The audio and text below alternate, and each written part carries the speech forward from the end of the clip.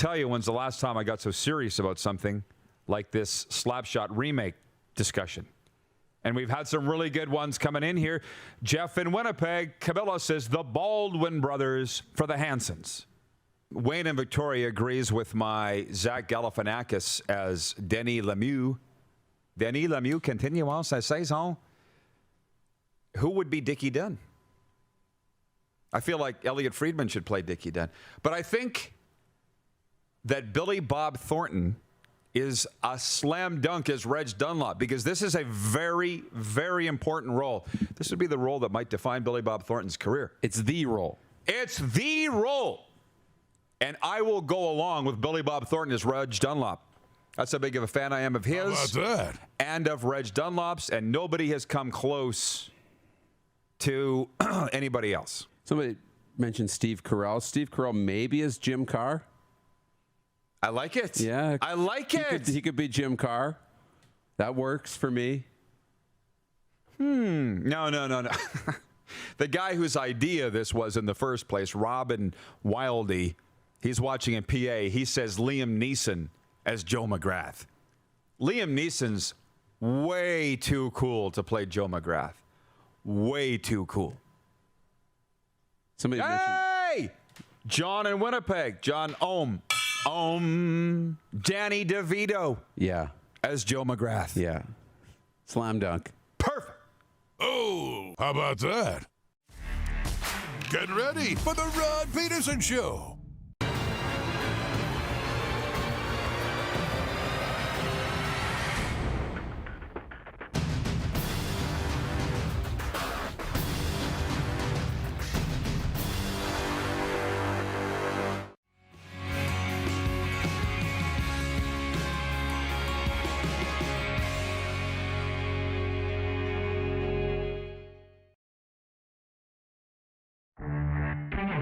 Right now. Yeah, Rod's not here, so I'm hosting the show. How about that?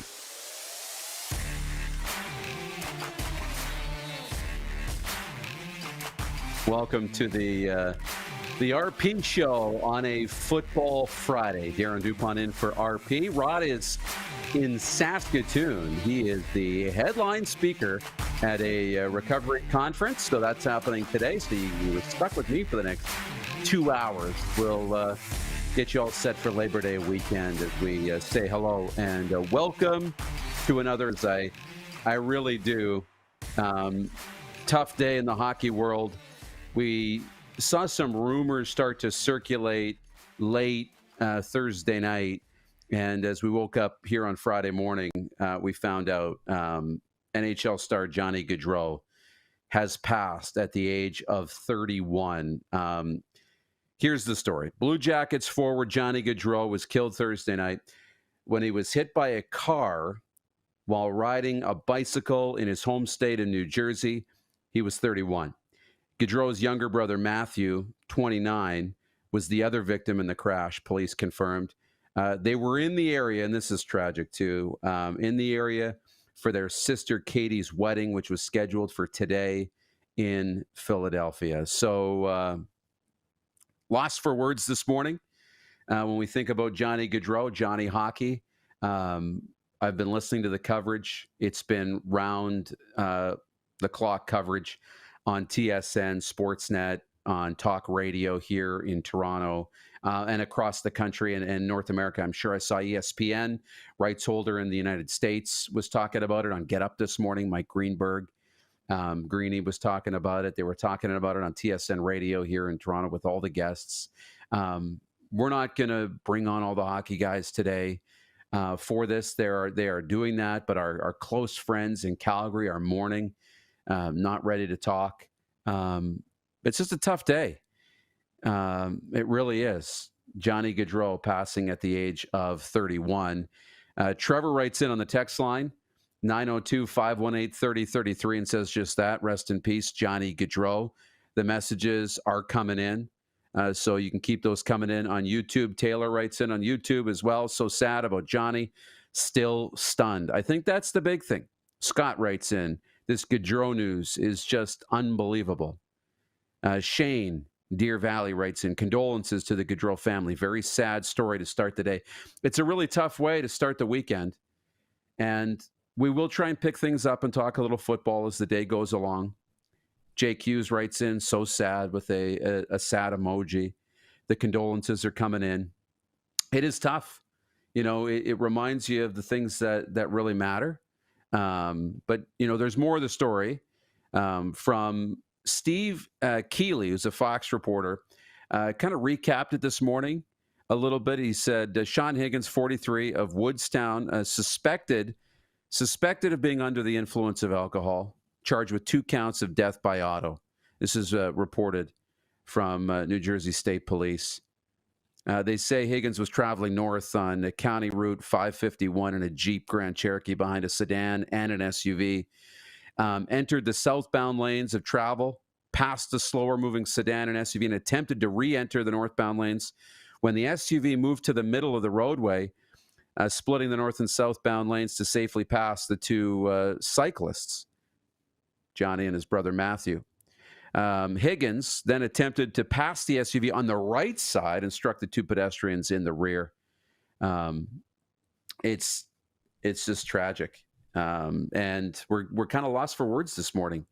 Our thoughts go out to everybody in the Gaudreau family, obviously. I mean, tragedy doesn't begin to explain this. Not only, the 2 brothers gone, on the night before, sister's supposed to be married. I believe Matthew and Johnny were set to be groomsmen today in the wedding.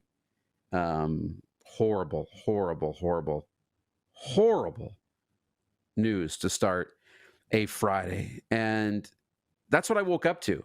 I went to bed last night with some Twitter, what do you want to call it, fervor, or, some rumors circulating through a few tweets, but nothing confirmed by anybody of credibility to me. So I went to bed thinking largely we probably had a fake news story on our hands, but I went to bed a little uneasy, as I checked social media for the last time, and then woke up this morning, and that was the first thing I saw. It was confirmed, and it was starting to become more real, and then the notification moments later came across my phone, and I knew that Johnny Gaudreau had passed. This is tough, for the fans in Columbus. I know he, made that decision to leave Calgary and go to Columbus to be closer to family. Looking back on it now, very thankful and probably appreciative that got to spend those couple of seasons, couple of years closer to home, closer to family. I mean, we think of great memories. Johnny Hockey, right? Johnny Hockey. Just really, the city of Calgary fell in love with Johnny Hockey. And I don't think there's a better moment for me than when he scored the overtime winning goal. Was it Game 7 against Dallas to move on to round 2? I mean, that was probably, for me, that's my favorite moment of Johnny Hockey. What's your favorite moment of Johnny Hockey? You can write that in, share that with each other in the comments section. And if you're watching on Game Plus television this morning, on the text line at 902-518-3033, memories, thoughts of Johnny Gaudreau, and what you're thinking about this morning. Sadness this morning, loss of words, and then it quickly turned to a little bit of anger. And I know we're angry about the drunk driving. If that's the case, it's suspected. So I'm not going to go there today. Although I will say it is Labor Day weekend. There's going to be a lot of football games happening today, this weekend, here between Hamilton and Toronto, Saskatchewan and Winnipeg, Edmonton and Calgary, those rivalries with highways in between the 2 major cities and full stadiums and lots of beers being consumed. Just please do it responsibly. Okay? Stay the night, sleep in the car, whatever it takes. Just be safe. I mean, that's a message we give every weekend, but it just rings so true right now. But for me, I'm more upset about the cyclist. The fact that they were out on their bikes for a bike ride on the right-hand side, and you've got a driver who is so impatient, who is so upset that these 2 vehicles in front are going so slow that you got to do whatever it takes to get around. And what's funny enough is yesterday morning, I was out for a cup of coffee with Leanne. It was her birthday yesterday. Happy birthday, Leanne. We had a great time. Great birthday. And thankfully, this news isn't bringing down that day. But we went out, had a great coffee, went out down on a walk in Port Credit and out by the water in the harbor. And as we were driving back, we came up to a red light in a T intersection. We were going straight, T coming through, and the light was yellow. It wasn't just yellow. And I'll be honest, light goes yellow, I probably go through the intersection 9 times out of 10. But the light was yellow and about to turn red.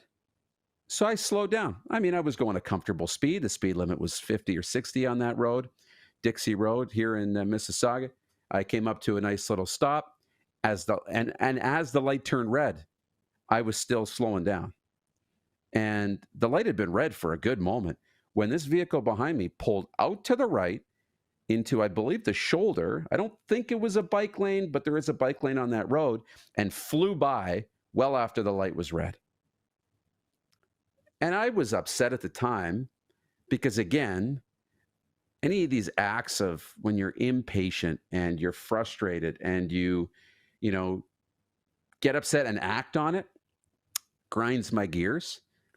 But a day like today, it makes me even more mad because that's a similar situation to Johnny Gaudreau.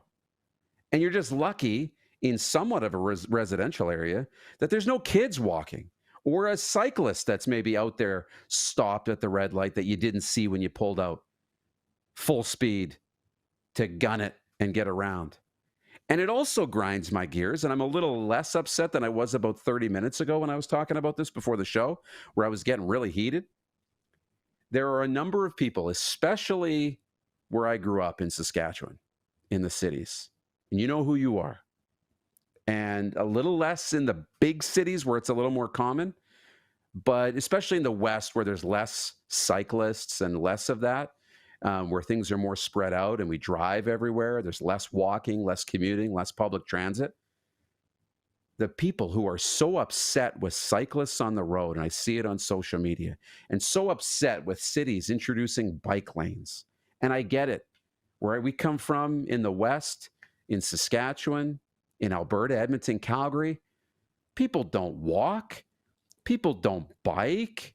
People don't even take public transit for the most part. We drive everywhere. So I get it. When there's a bike on the road, we're annoyed because they're in the lane where they're supposed to be, which kind of sucks because I've been a cyclist on the road and you don't want to be in the lane because you can't bike as fast as traffic is going. I get it. But we're annoyed. Look, and I think my audio's still good, but we've lost my camera. We got audio. So, and I don't want to take a break yet on this thought, but we just have a slight camera issue. I don't know if there's something else we can put on the screen while I know what's happened. Camera's done a hard reset. So we're going to have to do something and probably take a break on this thought. I don't know if you got another picture you can put on the screen, RP Show logo, whatever. No, just hang with me, everybody. Bear with me. I have a potential solution, but we're going to take an early break here right away. But I want to finish this thought really quickly. Just be patient, okay? Just be patient. We'll come back and wrap this up, get our camera fixed, and do it after this timeout. Bad timing. RP Show continues. We're live on the Game Plus Television Network.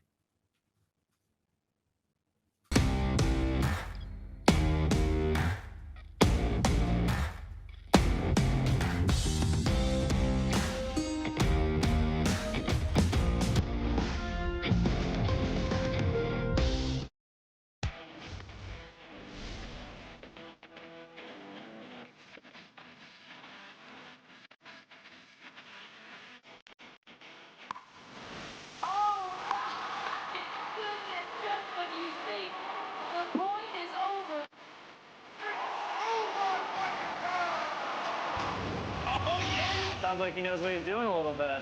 As long as you're entertained. Aren't you entertained? We're all capable of doing more.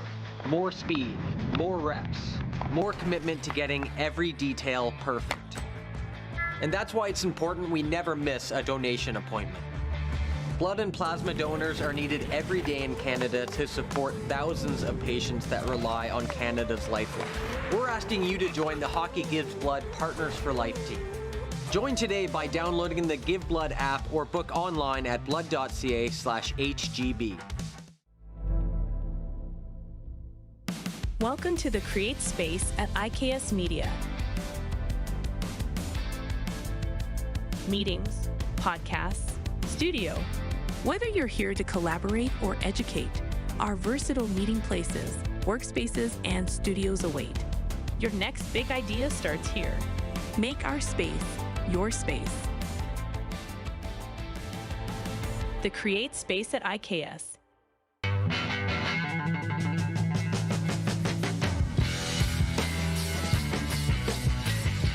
Did you know that you can help save a life? And you can start right now. Stem cells from male donors increase chances of positive outcomes for patients, yet they only make up 40% of our registry. Today, there are hundreds of people in Canada searching for their life-saving match. You can be a patient's best hope. Be a hero by registering with Canadian Blood Services Stem Cell Registry now. The 80s Club, live in Moose Jaw. Honeymoon Suite, along with a flock of seagulls. Men Without Hats. And Spoons. All together for one night at Moose Jaw Event Center, Saturday, November 16th. Tickets on sale now at sastix.ca or the Moose Jaw Event Center box office.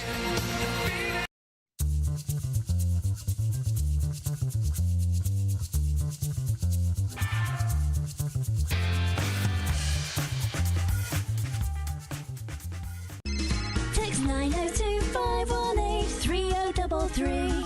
902-518-3033. Pick up your phone and text RP, that's Rod Pedersen. Text 902-518-3033.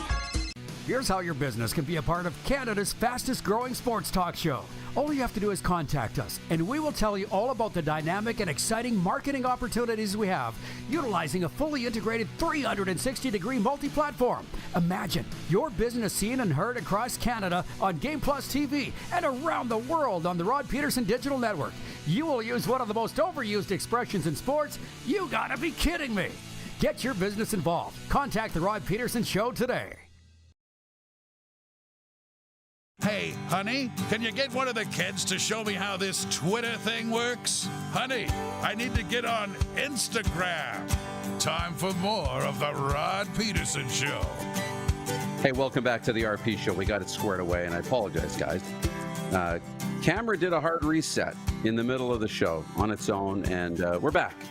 And I appreciate that. But we were in the middle of something, and we're going to put not our final touches on this Johnny Gaudreau situation, but tough day today. Johnny Gaudreau has passed. And again, one more thought here. Blue Jackets forward Johnny Gaudreau killed Thursday night when he was hit by a car while riding a bicycle in his home state of New Jersey. He was 31. His younger brother, Matthew, 29, was the other victim in the crash. And again, they were in the area for their sister Katie's wedding scheduled for today.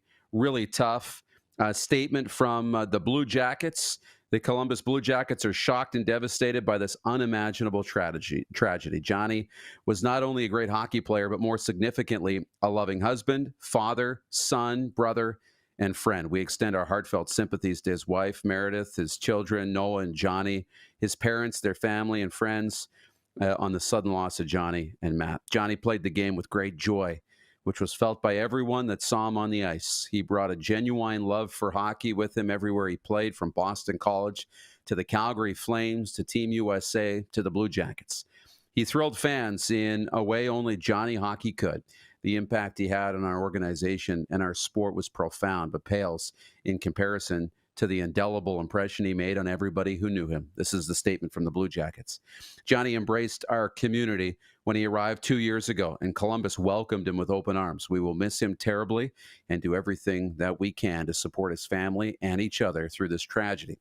At this time, we ask for prayers for the Gaudreau family and that their privacy be respected as they grieve. So again, tough weekend, a tough start to the weekend, no doubt.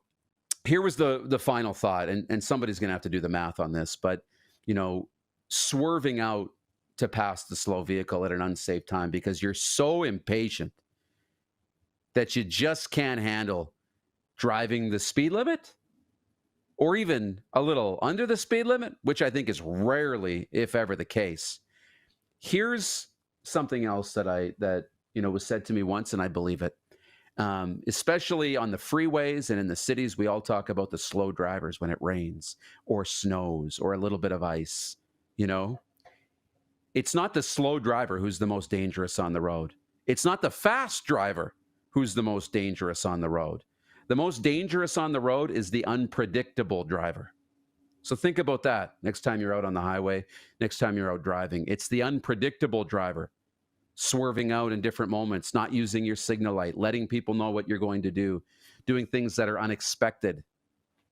That's the dangerous driver on the road, not the slow driver, and definitely not the slow driver, and not the fast driver either. I shouldn't say definitely not the fast driver. That would be wrong. And here's the other thing: you want to go a little faster. If I'm going 100 and you want to go 120, you need to drive an hour at 120. As opposed to me at 100. You got to drive an entire hour just to get there, 3 minutes earlier? Somebody do the math on that. It's like 3 minutes. You have to drive a whole hour to get there 3 minutes before me, going 20 kilometers an hour faster. Is it worth it? Absolutely not. You can put in your thoughts on Johnny Gaudreau in the YouTube comments, or you can text the show 902-518-3033. I do want to I don't want to say move on, but I do want to continue the show because it is Labor Day weekend, which is very exciting. Looking forward to this. Full slate of games in the Canadian Football League. And Jim Barker's with us from the CFL and TSN. So let's turn things around, Jim, and let's have a better day. How are you? Doing well. It's the start of Labor Day weekend. I got these planes flying out here for the air show this weekend in Toronto, so it's all is okay here. It's a sad day, but like I say, try to make the best of it. Absolutely, we will. Look, we saw you down in the field at the Thursday game in Toronto, the CNE game, which I agree. I think it was Naylor who said it, but I can't remember who said it, but it should be a staple. Saskatchewan in Toronto, every weekend that the CNE is on every year. That was awesome. So where are you going to be this weekend? What's the assignment for you? My assignment is this is my last weekend off for the season, and it's so they're all in Victoria, the fabulous four, Davis and Milton and Matt, and they're doing Then they've got they'll fly back and do the rest of the game. So they're doing all the Labor Day games. It's my last weekend off. I'm going to enjoy it and enjoy watching these games because these games are going to be fantastic. They're going to be great. I can't wait. Really looking forward to it. So let's start out there with Touchdown Pacific. How exciting is that? And to me, this is one of the interesting games for me that was really tough to pick because I really like what Ottawa's done. But I also see Matthew Betts coming back. I see Nathan Rourke maybe taking another step forward. What are you looking for out in Victoria? Well, I don't even think Matthew Betts is in Vancouver yet, so he's on his way, but he's going to play. So he's been in the system. He knows the system. He knows the league. That shouldn't be too tough. But again, that's a little strange to not have played with the guys you're playing with because this, brand new team this year. Well, not brand new, but a new team. But they need him on defense. I mean, that team has got problems. I'm not sure what it is. Obviously, offensively, they've taken a nosedive in the last 5 games. They need to get that back in order. But their defense has gone with it. And they're just right now a team that's in real turmoil, I feel. And Ottawa's a team that is on the cusp. They're trying to figure out how good are we. They're 7-2 and 7-2-1 and getting ready here for, where they play the Eastern teams twice each. They play Montreal twice, Toronto twice, Hamilton twice more. So this is their run to see what are they really. And Drew Brown, is he really that guy? And he's shown fantastic and throwing for 400 coming off the injury was very impressive. They have some injury issues. Ackland's going to be out for a bit. They've got Javon Santos Knox going to be out. But I love Davion Taylor, a new guy who's going to play Mike linebacker for them. He was a third-round draft pick of the Eagles. He runs so well. He's fast to the ball. So it's going to be fun to watch him, but he hasn't played much at Mike linebacker.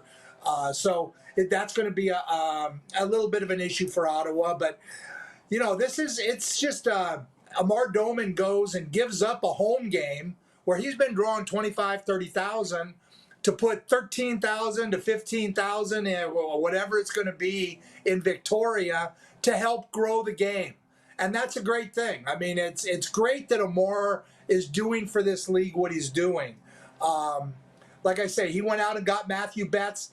They're hosting the Grey Cup. There is going to be no stone left unturned. There's going to be no excuse for them not to make it because they, like I say, the salary cap has kind of gone by the wayside in the CFL. And you know what? You have rich owners. You can do that kind of thing. There's going to come a point when one team's going to be in trouble. And again, this league is gate driven. It's about winning. And only one team can win each game usually. There's a ties, but for the most part, somebody's going to win, somebody's going to lose, somebody's going to get people the next game, somebody's not.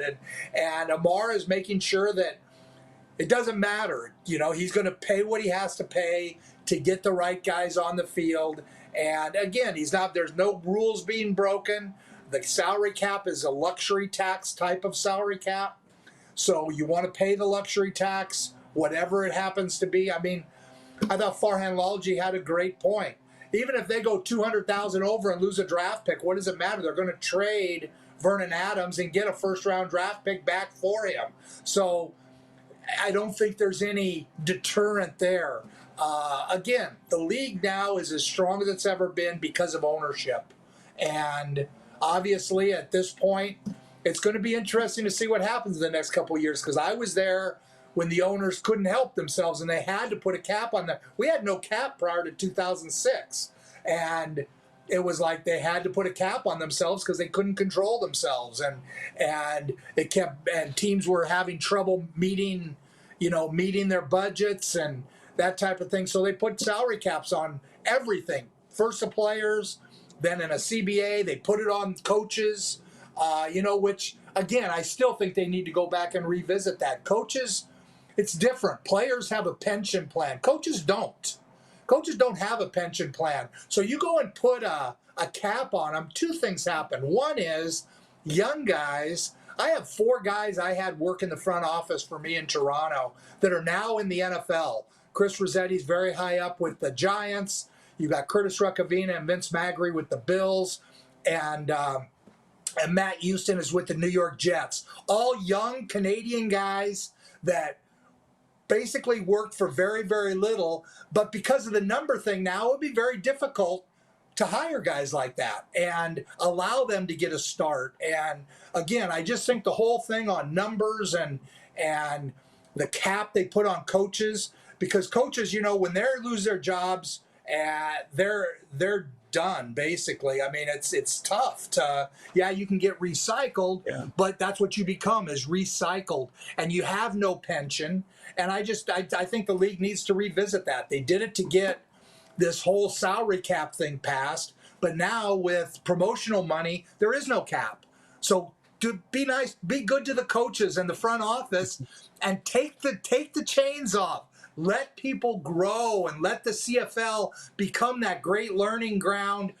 If guys want to move on, but also training our own guys to be able to, and women, to be able to run teams. I think I just think that's a vital part of one of the things that I hope changes now that ownership in the league is as strong as it's ever been because there's money there.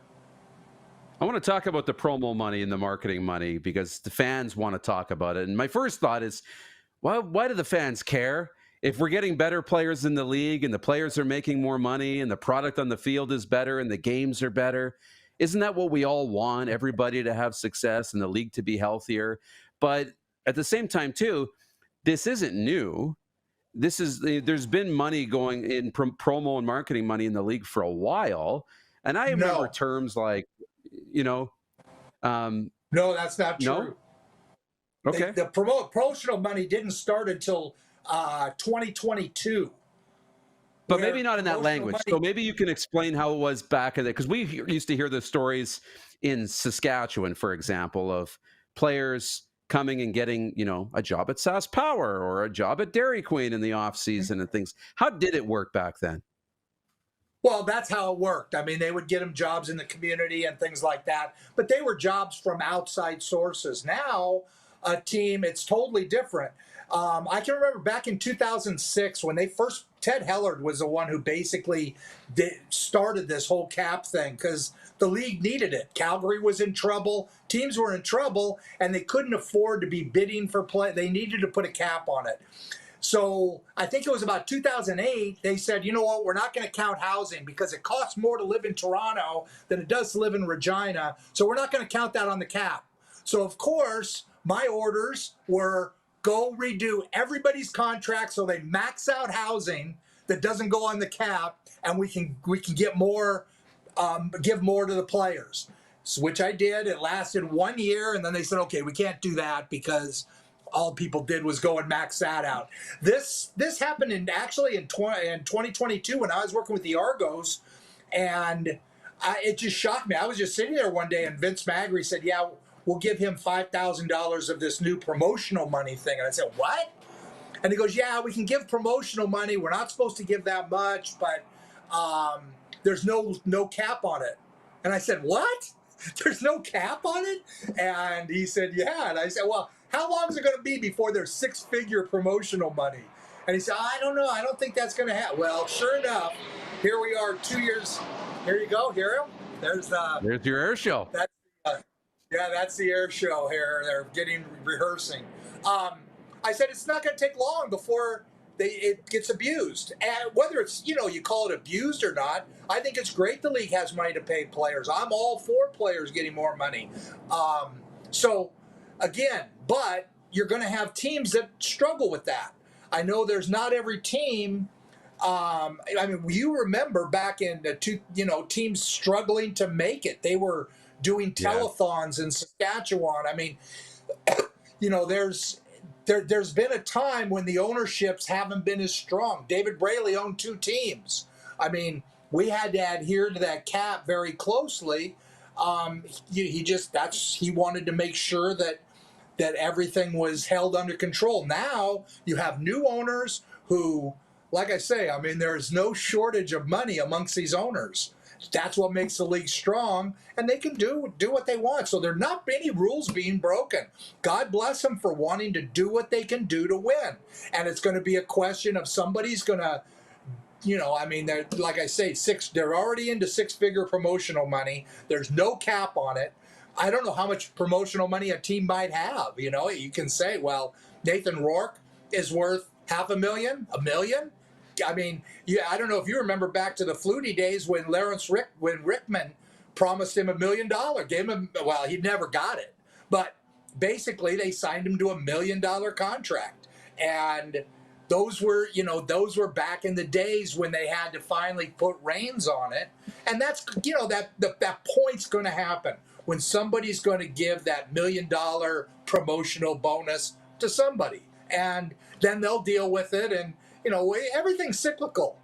It's just it moves. You know this in this league. It does, and teams still have to make money, right? Teams still have to make money, or at least not be so irresponsible that they can't balance the books or pay the bills. It'll be interesting to see where this. For a lot of these guys, they make so much money. These are write-offs. Exactly. I mean, I'm sure with Amar Doman and the I can't pronounce his name in Montreal, but he owns Videotron, and I'm sure these are write-offs. They're not expected, but it's how much can they afford to lose as opposed to OSEG in Ottawa or the Saskatchewan Roughriders or the Winnipeg Blue Bomber. Now the Bombers went over, I think, 25,000 last year or something like that, although there's a lot of questions about it, whether those numbers are actually even accurate, because the league did that. That's another. That's a story for a different day. But no, the promotional money thing is, it's going to come to a head at some point. They're going to finally step up to the table. Okay, we can't do this. We've got teams that are spending over $500,000, and some teams are under $50,000 in promotional money. What are we going to do so we can? I mean, because the league is pretty exciting right now, even though in the West, for the first time ever, no teams over 500. That's never happened at the midway point, to have every team 500 or less, and 3 teams in the East, 3 or 4 over 500. So it's wild. It's and that's crazy. where I want to go next, because we only have a couple minutes left here in the segment. But look, and I shouldn't even say this because the West is so wide open, top to bottom. Anybody can get in. Mm-hmm. But let's say only one of Saskatchewan and Winnipeg will make the playoffs. Which one will make it and why? Great question. I believe they'll both make it. I'm going to preface it with that. But I'm going to say I would take Winnipeg. And I think these games coming up, that Saskatchewan Winnipeg, it's back-to-back series. You have the Banjo Bowl the following week after Labor Day. If one team wins 2 of those, they're going to be on their way to winning the division. I really believe that. Whichever team wins it, it could win 2. If they split, we're going to be the same place we are right now. But Winnipeg is starting to get back to their physical nature. They still have got issues, but their defense is playing at a high level. But Saskatchewan's defense has played at a high level all year.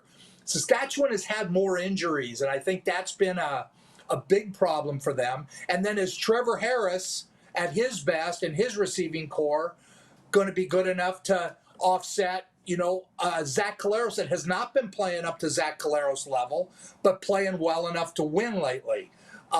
It's just fascinating. That matchup, Winnipeg, Saskatchewan. This weekend, I think is, you have Ottawa, BC. One of those teams going to be in big trouble. Either Ottawa loses, and now they're not in big trouble, but they're moving back in the pack. Looking over their shoulder. No, now we're right. They're starting to look over at Toronto coming at them, potentially, if they beat Hamilton. But then you got another really interesting game in the West is Calgary-Edmonton. One of those teams is going to come out of this thing moving toward a playoff spot, while the other one is going to be falling out of the playoffs. And that's what this weekend seems to be, is there's teams that are moving into farther into the playoff.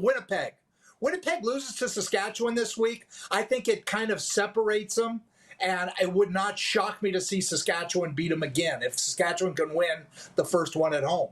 But I could also see it the other way, where Winnipeg comes in, bully balls them.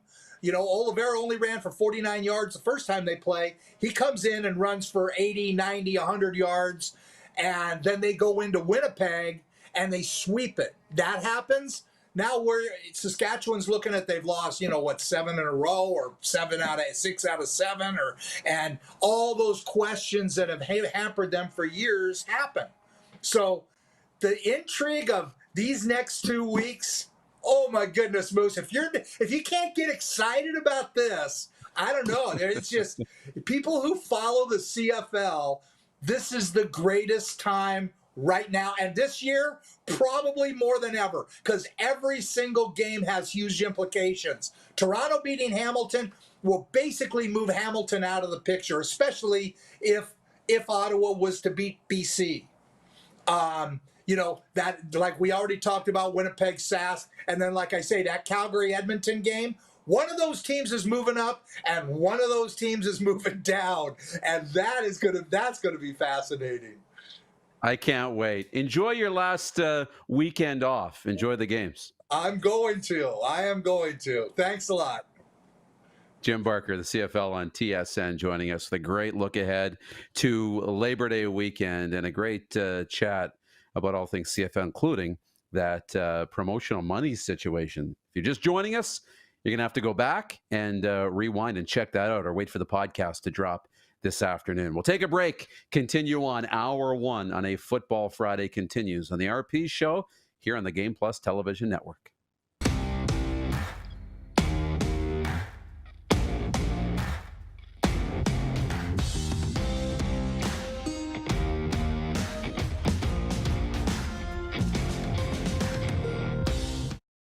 IKS Game Day wishes to congratulate the city of Estevan and Affinity Place on their brand new center ice display. This state-of-the-art score clock features 5 LED faces with full motion graphics, scoring integration, and our new Halo mounting system.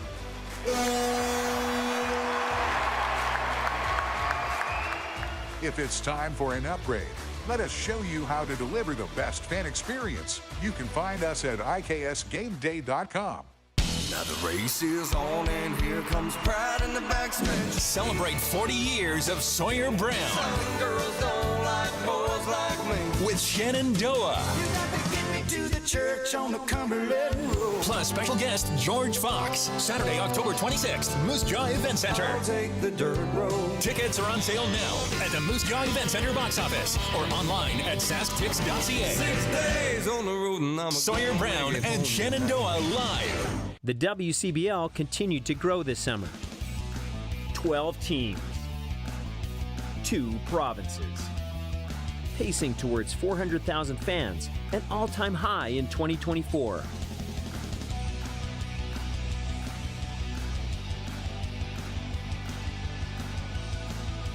The WCBL had a record number of players drafted in this summer's Major League Baseball draft. 2024 playoffs start August 7th.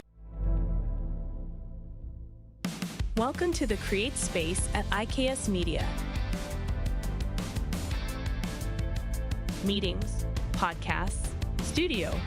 Whether you're here to collaborate or educate, our versatile meeting places, workspaces, and studios await. Your next big idea starts here. Make our space your space. The Create Space at IKS. Does this look familiar? Your fans deserve an incredible arena experience. It's time for an upgrade.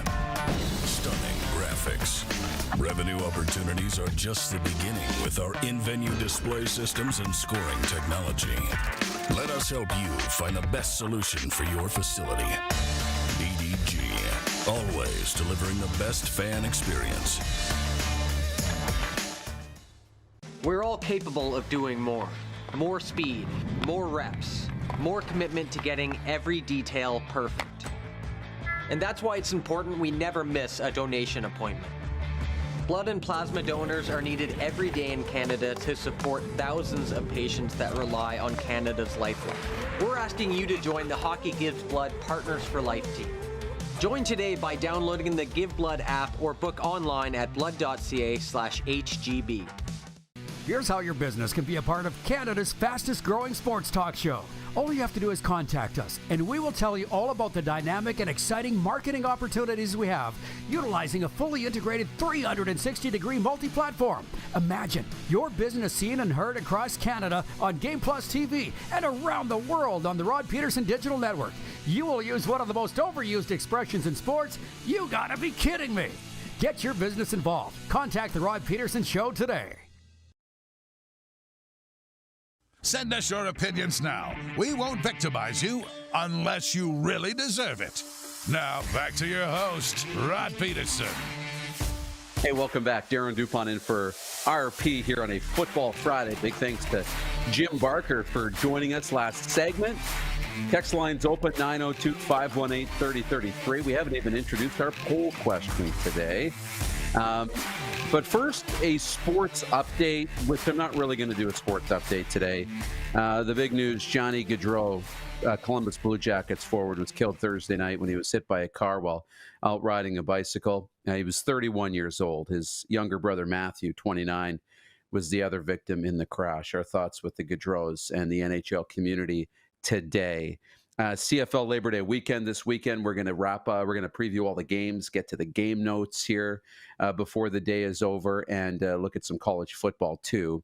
But I will tell you, our sports update is for EMJ Marketing. Transform your audience with powerful presentations from EMJ Marketing's elite speakers. Check out their website for more information, emjmarketing.com.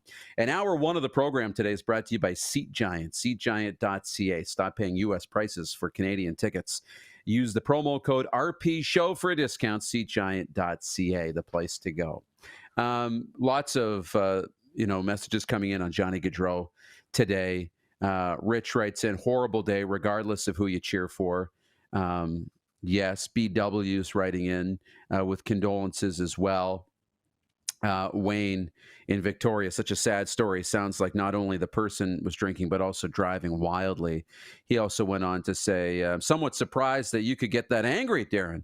Your demeanor is so calm on the show. It is. But when you finally reach a point, then the stack blows, right? It does happen from time to time. Lots of birthday messages coming in for Leanne, a belated birthday yesterday, from Allie, from David Asplin, from Ryan McCarthy. Ryan says, happy birthday, Leanne. All the greats were born in August. So when's your birthday, Ryan? Obviously, I mean, you're talking about yourself, right? What day is it? And happy birthday if we missed it. Great analysis by Jim Barker, Wayne says. Always fun to see his analysis on Football Fridays. Yeah, and we really got into the promotional money and marketing money with Jim Barker last segment and talked about a little bit of Labor Day weekend. He thinks Winnipeg will be in the playoffs and Saskatchewan will not. Now, he did preface it by saying both teams he thinks will make the playoffs. But the West is so tight right now in the Canadian Football League that I just don't know. This is a really, really big weekend. Rod and I both picked Saskatchewan to win because typically Saskatchewan wins Labor Day and Winnipeg wins the Banjo Bowl the week later. If one team wins both, that's going to be a huge swing. Very much the same story between Calgary and Edmonton. If one team can win both those games, we are going to be on our way. But as we look at the Canadian Football League, who do we think is going to finish first in the West? That's pretty wild. We thought maybe BC was going to start running away with it. That's not the case. Saskatchewan's not running away with it. Winnipeg's not charging. Calgary's not doing their thing. And all of a sudden, Edmonton's coming from the back of the pack. Heck, they might win the whole dang thing too if they beat Calgary this week and next. That's why we love the Canadian Football League. Hey, good morning to you. Good afternoon, Rhino Radio from Atlanta on our radio affiliates, WQEE 99.1 FM. And they say happy birthday to Leanne as well. So, yes. How are you, Ryan? Have a great weekend. Poll question. I don't know if it's actually up on YouTube or not, but I did tweet it. And I'll look for the results here in a second. And I don't know if you guys can put it up there once I hammer it out here. I just got to find it on Twitter. But our poll question is this. What are you more excited about? The NFL returning or college football? What are you more excited about? NFL or college football or neither? And right now on YouTube, NFL is leading with 50% of the vote. Next is neither at 37%, and college football just 12.1% of the vote. College football really gets started this weekend. Last week was week 0, and we weren't that excited. Some games in Dublin were fun. But we were watching last night, Dion's Colorado Buffaloes got past NDSU on a late night game after we were out for dinner, came back and watched the second half of Colorado and NDSU, and Colorado ended up winning. Man, is Travis Hunter fun to watch, the receiver for Colorado. You got Terrell Owens bouncing around on the sidelines, his hype man. You got Warren Sapp down there as a defensive consultant for Colorado doing his thing. That offense is really fun. The defense needs a little work, but they showed up a little bit in the second half. Shedeur Sanders was still good, threw over 450 yards, 4 touchdown passes. You got Travis Hunter, who I mentioned, over 100 yards receiving, couple of touchdowns. And he's playing defense, too, playing both ways. At one point during the broadcast, they said this kid burns 4,500 calories per game because he's playing both ways. And not just playing both ways, he's dominating on both sides of the football. And they put up the graphic of players who had played both ways. Charles Woodson, receiver and the defensive back. Champ Bailey was a defensive back and receiver. Both those players went in the National Football League and played on defense, not on offense. I don't know what Travis Hunter is going to do when he makes the National Football League next season. They're talking about he could be a top 5 pick in the draft, a Heisman candidate this season. I think Colorado's got to win some games for him to be considered for the Heisman. They got to win a lot of games, maybe make a bowl game, be above 500. And while I'm a big fan of Deion's and a big fan of the Buffaloes, I think being a 500 football team is going to be a tall order. They were looking at the schedule yesterday, and he's only going to be favored to win 4 or 5 of those games. So he's going to have to flip the tide and turn some games where he's not the favorite. So I don't know if that's necessarily going to be all that easy. But there's more football today. The Oklahoma Sooners open up their season at home to Temple. What else is coming? Utah won yesterday. We saw Ben Hebert and his family were there. What other games are coming up this weekend? Because it is a big weekend in college football. Georgia is going to open in the SEC at home. They're the number 1 ranked team in all of college football. They're going to open against the number 14 ranked Clemson Tigers. Penn State opens on the road. They're the 8th ranked, 8th seed right now. They're going to be on the road against West Virginia. We know West Virginia and how much fun that environment is. Tennessee's home to Chattanooga. Number 4 ranked Texas, home to Colorado State, unranked. Number 2, Ohio State's like 48.5-point favorites over Akron this week. Why even watch a 48.5-point spread? Florida is home to Miami. Miami ranked 19th. The Gators are unranked, but that's going to be a tight game. Alabama opens their season against WKU. Oregon is home to Iowa. Michigan, number 9 ranked Michigan, is opening their season at home in the Big House. I'm getting the notifications. I'm excited. I'm only 5 hours away, but I won't be in Michigan this weekend, although I had the weekend open. They're home to Fresno State to open up their season. Florida State opens against Boston College on Monday, and then week 2 has some really heavy hitters on that schedule. Next hour, we're going to look really into these CFL game notes, which is going to be a lot of fun. But Viewer Takeover is coming up next. You're listening and watching the RP Show. You're listening on the podcast on Apple and Spotify. Maybe you're listening on our radio affiliates in Atlanta, 99.1 FM, or you're watching all across Canada and into the U.S. on the Game Plus television network.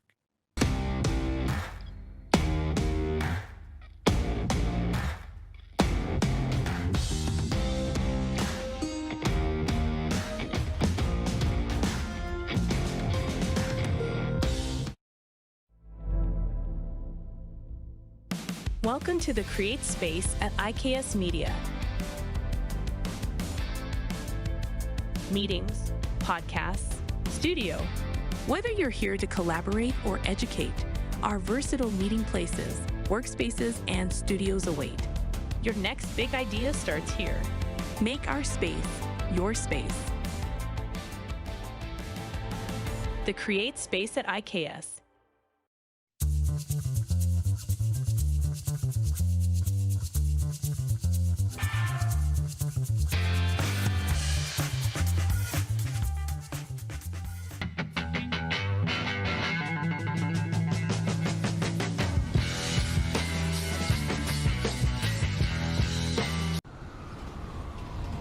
I'm Bridget Lacquette.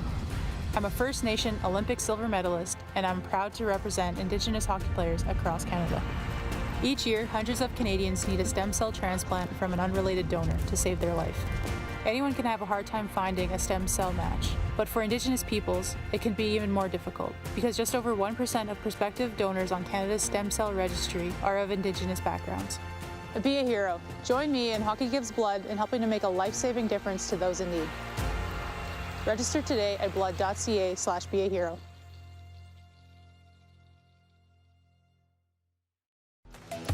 The live sports experience is changing. teams and facilities are under pressure to provide online and in-venue entertainment, IKS Live has the right team to deliver. We provide service across North America and produce the best fan experience, in the seats or streaming to you.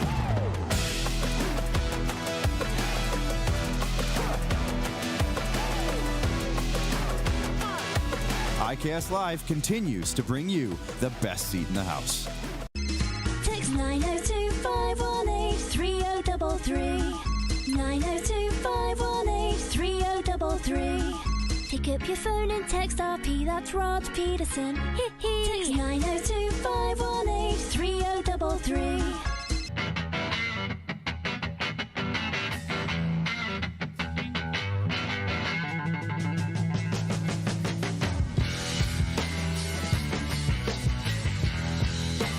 We're all capable of doing more. More speed, more reps, more commitment to getting every detail perfect. And that's why it's important we never miss a donation appointment. Blood and plasma donors are needed every day in Canada to support thousands of patients that rely on Canada's lifeline. We're asking you to join the Hockey Gives Blood Partners for Life team. Join today by downloading the Give Blood app or book online at blood.ca/HGB. Business owners and marketers. Okay, we know you think we're pretty cool. That's why we want you to share in the coolness factor. Partner with the Rod Pedersen Show and market your business every weekday to sports lovers just like yourself. Take advantage of our many cost-effective commercial and promotional opportunities. Tell the world about your business. Yes, the world. Thanks to Game Plus TV and the Rod Pedersen Digital Network. Contact us today and find out how you can be a part of Canada's fastest-growing sports talk show, The Rod Pedersen Show. Did you know you can catch all the best moments from the show on all our social media platforms? Now, back to the studio with Rod. Welcome back to the RP Show. Darren DuPont in for RP. Viewer takeover. We only got a couple of minutes for it. 902-518-3033. You can load up your text messages now, and we'll get to them in this segment or next hour. Metal Shingle Guy writes in on the text line. He said, well, Dubes Barker said it. Promo money has no limit. Pretty sad how the cap was meant to save the CFL, but oh well. It's okay if you cheat. Marquee rule nearly bankrupt the private owners. Lucky for equalization payments that the Riders, Bombers, and asks sent them. He says Bush League. Yes, maybe, but the promo money is still promo money. So there's an expectation. You're not giving the players money just to give them money under the table. There's an expectation, too, that they are going to earn that promo money. And now Nathan Rourke, I don't think there's any specifications in his contract about commercial appearances, media appearances, things that he has to do for that money. But there are typically stipulations in there. And in talking to agents, they don't want their players to just earn promo money and then have to work for it. They want football money. So it's not everybody just in cahoots to distort the salary cap and go in after it. There is something to be said about earning that promo money. And at the same time, teams, I believe, also have to spend a certain amount of promo money. That's in the CBA too. So making sure that the teams are using the players in their promotion and giving them opportunities to earn some money beyond their contracts. Again, it's all about making the CFL better. It's all about making sure the players make more money and want to play in the Canadian Football League. And without that promo money, Matthew Betts probably isn't so quick to return to the Canadian Football League. He would probably explore his options south of the border a whole lot more thoroughly. So it's better for the CFL. It's better for the product. And it's going to make for a great Labor Day weekend. So don't worry about what we can't control. I think that's what I'll leave you with here at the end of hour one. Big thanks to Jim Barker for joining us here this hour. Go back and watch that. We talked all about promo and marketing money. That was fun. Some thoughts on Johnny Gaudreau. Those continue to pour in as well.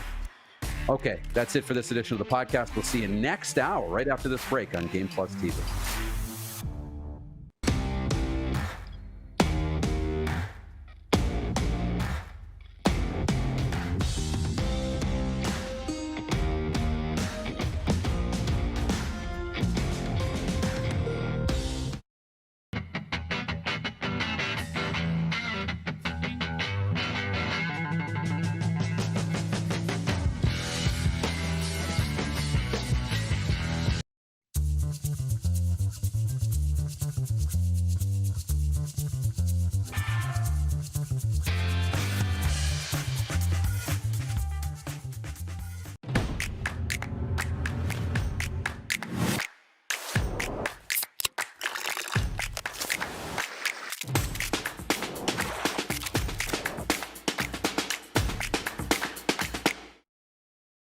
They're all capable of doing more.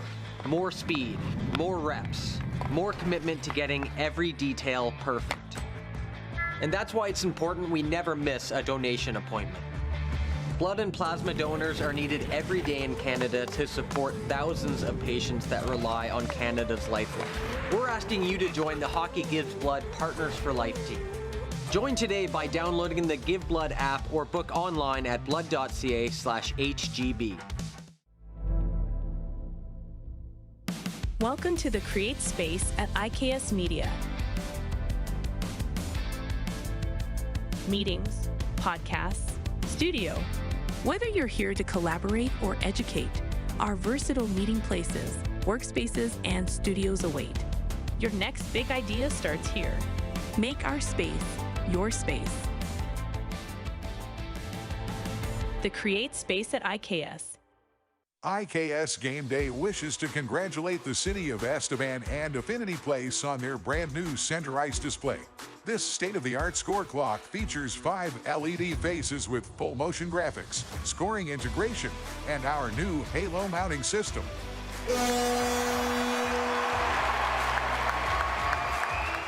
If it's time for an upgrade, let us show you how to deliver the best fan experience. You can find us at iksgameday.com. The live sports experience is changing. Teams and facilities are under pressure to provide online and in-venue entertainment. IKS Live has the right team to deliver. We provide service across North America and produce the best fan experience, in the seats or streaming to you.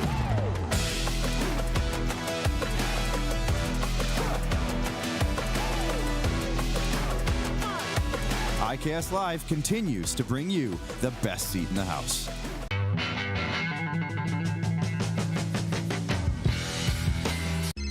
Text 902-518-3033. 902-518-3033. Pick up your phone and text RP, that's Rod Pedersen. Text 902-518-3033. Business owners and marketers. Okay, we know you think we're pretty cool. That's why we want you to share in the coolness factor. Partner with the Rod Pedersen Show and market your business every weekday to sports lovers just like yourself. Take advantage of our many cost-effective commercial and promotional opportunities. Tell the world about your business. Yes, the world. Thanks to Game Plus TV and the Rod Pedersen Digital Network. Contact us today and find out how you can be a part of Canada's fastest-growing sports talk show, The Rod Pedersen Show. Right now. Yeah, Rod's not here, so I'm hosting the show. How about that? Yeah, let's go. We are hosting the show on a Football Friday. Darren DuPont here with you here. And I need to take a moment. Let me remember this. 3387. You know when you try and log in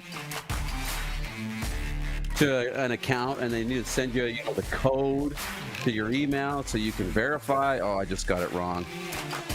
Oh, it's 40, not 44.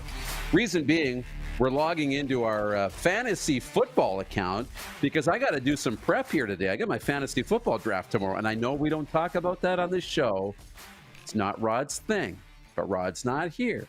And guess what? My fantasy football draft is tomorrow, and football starts a week from yesterday.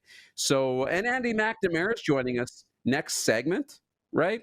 So we are going to pick Andy's brain about my fantasy football draft. And in turn, hopefully you guys learned something about your draft or the NFL in general.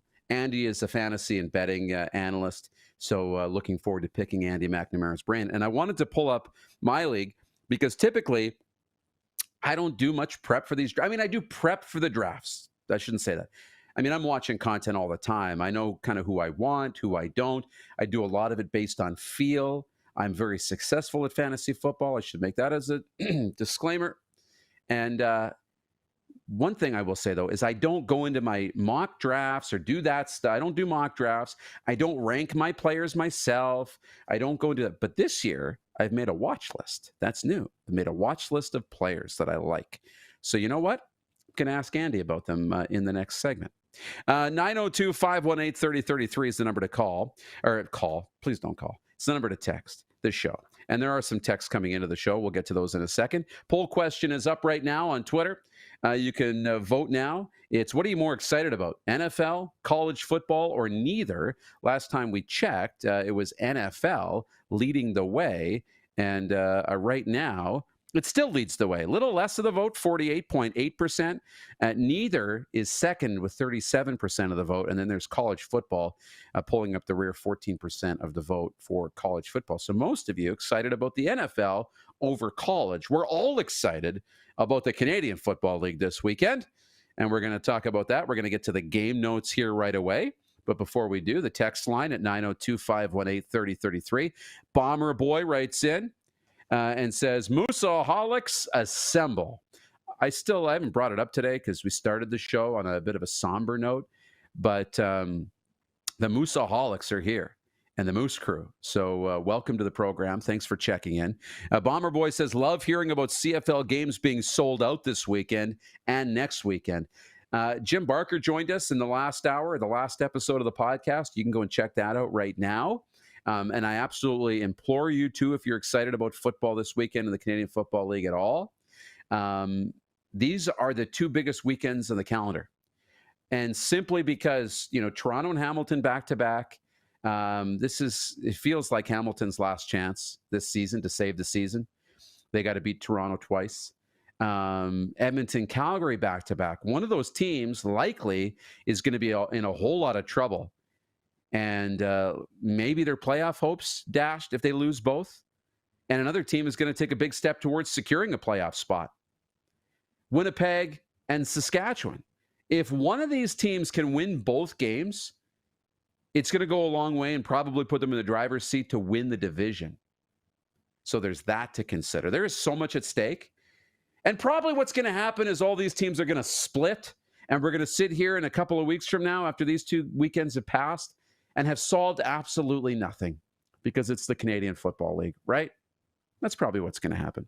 Either way, we're going to get excited about it, and we welcome your comments in. They want to talk about the money, the promo money in the Canadian Football League. Jim Barker talked about that last hour, and we'll talk about that maybe a little bit throughout the show here today.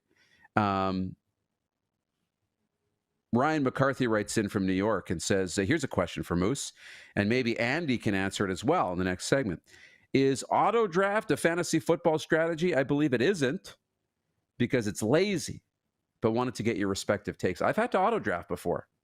I believe the draft, is won on the waiver wire, but when you auto draft, sometimes you're going to get some players you don't like, and you're not going to get exactly the team you want. When you auto draft, you run the risk of drafting somebody who was cut, of drafting somebody who was injured that hasn't been updated, or maybe, the system hasn't figured out yet or hasn't quite accounted for that. So you run the risk of wasting some picks. But what you do when you auto draft is you're going to get a safe team, a team that's going to be in the mix, a team that's going to be somewhat competitive. And on paper, you're going to look okay. You're not going to necessarily be at the top. You definitely won't be at the bottom. When you auto draft, it's safe. It's not always it's not a recipe, though, for winning a league. Okay? But if you want to be safe, it's not a bad idea to auto draft if you can't make your draft. You're not screwed if you have to auto draft. You're not. And that's going to go against popular belief. All the fantasy purists are going to be in the comment section saying, are you kidding? You're not a real fantasy player if you auto draft. You can't auto draft. Yeah, you can. I've won a league auto drafting, believe it or not. And I have a half dozen fantasy football championships. Now, I don't auto draft typically, but I've had to because typically I like to have my draft this week. We're going to draft tomorrow. But I like to draft like next Tuesday or Wednesday, like the day or two before the season starts. I don't like drafting a month before the season when teams haven't made their cuts, training camp isn't over. I like waiting to the very end. And I love playing in a 12-team league, which is what we're going to play in. 14, 16, get out of here. You're playing a lot of luck in that game and a lot of the waiver wire, who you can pick up, depth pieces. I like it at 12. I've been in a 10-team league. I've been in an 8-team league. Those were fun too, where everybody has to perform. Every player in your roster is putting up points. 12 for me is the sweet spot. 14, 16, you're losing me a little bit. 12 is the sweet spot. But that's what I think about auto drafting on fantasy football. To the Canadian Football League. And this from the CFL. The East Division is not playing any games this season, or better yet, they are, and they are winning. The East is 18-9-1 in interdivisional play in 2024, the highest winning percentage over the West in 50 years. The Alouettes, the Red Blacks, and Argonauts have combined for 23 wins so far, more than all 5 teams in the West Division combined. Speaking of the West, every team sits at or below 500, something that has not happened this deep into the season since 2001. We won the high school provincial football championship in 2001. I was in grade 9. If anyone's game for who's going to come out, it's anyone's game for who's going to come out on top, and it all starts with Labor Day weekend. So here we go. How it started, how's it going? These are the game notes from the Canadian Football League. We're passing them along to you. Here's how it went, okay? So we are 12, what is it? 12 games into the season. So these are the records from each team on how it started and how it's currently going, right? So the first 6 games and then the second 6 weeks of the season. Montreal started 5-1 and then went 5-0. They're 10-1. Ottawa started 3-2. Since then, they've been 4-0-1. Toronto started 3-2. Since then, they've been 3-2 again. Hamilton started 0-5. They've been a little better at 2-4. Long way to go. Winnipeg started 2-4. Since then, they've been 3-2. Saskatchewan started 4-1, and since they're 1-4-1. Calgary started 2-3 and are still 2-3 in the next 6 games, or 5 games, but 6 weeks. Edmonton started 0-5, and since they're 3-3. BC started 5-1.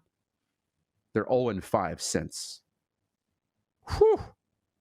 On 9 occasions this season, teams have come back to win after trailing by 10 or more points.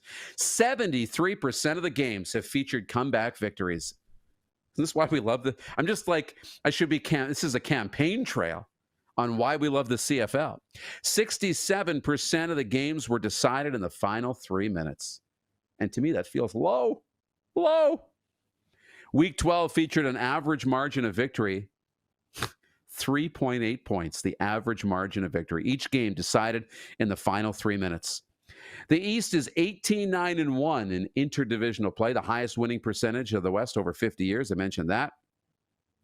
I mentioned the West sits at or below 500. We got game notes on all these teams. We're going to go through some of them. We're going to break. We're going to come back. Probably do a little bit more later, but we got 5 minutes here before we have to take a break. So let's go through some of these game notes. I'll read the ones that are most interesting to me. They're all up at CFL.ca, so you can check out the game notes yourself. Victoria is the farthest west that a CFL game's ever been played. This is Touchdown Pacific, Ottawa at BC. Ottawa 7-2-1, best in Red Blacks history. In Ottawa Football Club history, the team started 9-2 in 1978. So they have a chance to get there and be better. Justin Hardy tied a career best, 11 catches last week. Darius Pickett trying to get to 250 tackles in his career, needs 3 more. Last time BC played a regular season home game in an outdoor venue was back in September of 2011 at Empire Field. BC has yet to win a game this year, trailing in the third quarter. Nathan Rourke, 9-5 and a starter. He's 1-1 against Ottawa. So there you go. The Labor Day Classic in Saskatchewan, Regina. Winnipeg is in Regina. Saskatchewan leads the Labor Day Classic series 38-21, and that's why Rod and I both picked the Riders to win. Saskatchewan usually wins the game at home. Winnipeg usually wins the Banjo Bowl. And that's probably how we're going to vote. Hey, it's 1-11. 11-11 Mountain, 1-11 Eastern. We observe, even in Rod's absence. Saskatchewan has taken 15 of the last 18 editions of the Labor Day Classic. Winnipeg's wins came in 2022, 2021, and 2016. Mike O'Shea is 3-6 as a head coach in the Labor Day Classic. But his next victory would tie Bud Grant and John Hufnagel on the all-time list at 102. Zach Collaros is 6-1 in the Labor Day Classic, 3-0 with Hamilton, 1-0 with Saskatchewan, and 2-1 with Winnipeg. Nick Dembski, 2 catches away from 400 on his career. Love Nick Dembski. Started watching him and calling his games at the University of Manitoba. Then followed him to the Riders and now to the Blue Bombers. Love me some Nick Dembski. Saskatchewan won 19-9 in the team's first matchup this season in Week 7, a Riders victory. In either game of the upcoming head-to-head would give the Rough Riders the season series and the tiebreaker. Woo! Haven't done that since 2019. That is maybe the biggest storyline going into this weekend. One win in the Classic, Labor Day, or the Banjo Bowl for the Riders, and they'll have the season series. Crazy. Trevor Harris has played in 3 Labor Day Classics, 1-1 with Edmonton and 0-1 with Toronto. So in 2015, he and the Argos faced Collaros and the Ticats. How about that? Toronto at Hamilton. Hamilton leads the Labor Day Classic Series 36-15-1. Hamilton does. Toronto won the past 2, though, but is 3-9 in the last 12. Ryan Dinwiddie, 2-1 as a head coach in Labor Day Classics. Chad Kelly, 1-0 in the Labor Day Classic and 4-0 overall against Hamilton. Hamilton won 27-24 in Week 7. A Ticats victory would give them the season series as well. If they want to come back and make something of this season, they need to win at least one of these games and ideally both. Bo Levi Mitchell, 6-0 in Labor Day Classics with a QB rating of 100. Because I think Toronto-Hamilton play again next weekend, don't they? I'd have to check the schedule. Bo Levi, 6-0 in Labor Day Classics, a QB rating of 100. He's averaged 280 passing yards in the series and 6 touchdowns. He has not started a Labor Day Classic since 2019. That could be interesting. Bo loves playing on Labor Day. Bo loves playing on Labor Day. And before we break, Labor Day Classic, Edmonton at Calgary. Calgary leads the Labor Day Classic Series 31-30-1. That's very narrow. Obvious. Edmonton leads the league in scoring. Edmonton leads the league in scoring. One more time. Edmonton leads the league in scoring, 28.5 points per game. Red zone opportunities with 38 and red zone touchdowns with 28. How about that? I think Edmonton's going to the playoffs. I think Edmonton, okay. That kind of shocked me, but these game notes are fun. Elks offense has rushed for 120-plus yards in 4 straight games. Javon Leake, probably going to the NFL.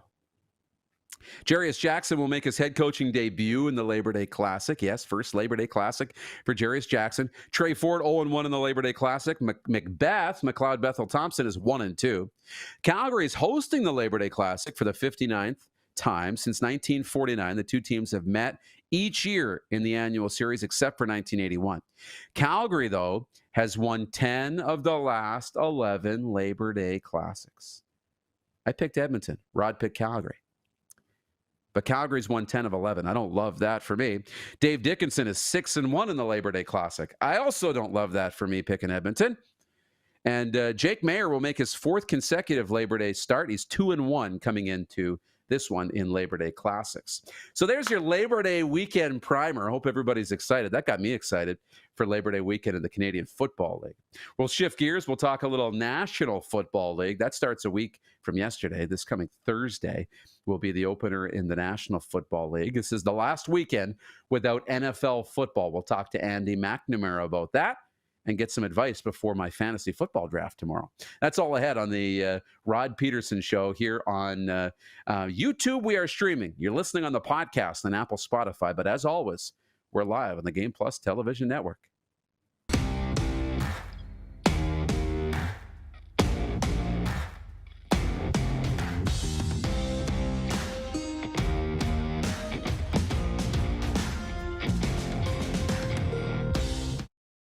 IKS Game Day wishes to congratulate the city of Estevan and Affinity Place on their brand new center ice display.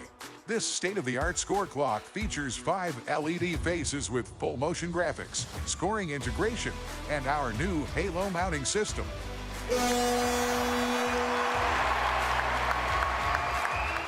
If it's time for an upgrade, let us show you how to deliver the best fan experience. You can find us at iksgameday.com.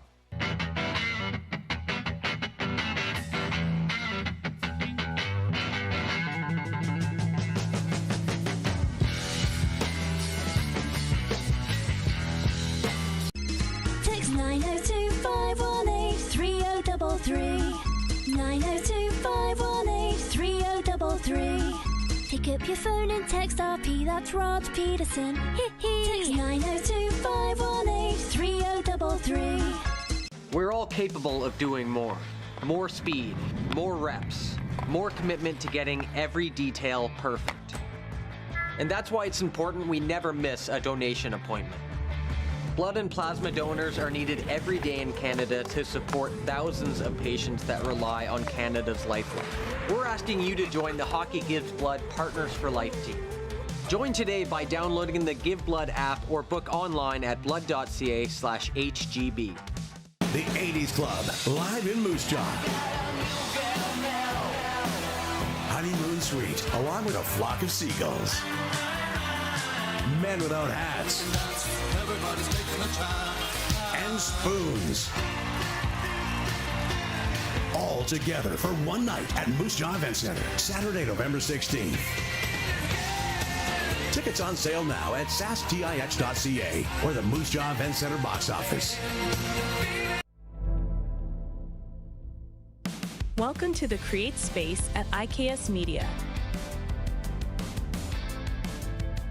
Meetings, podcasts, studio.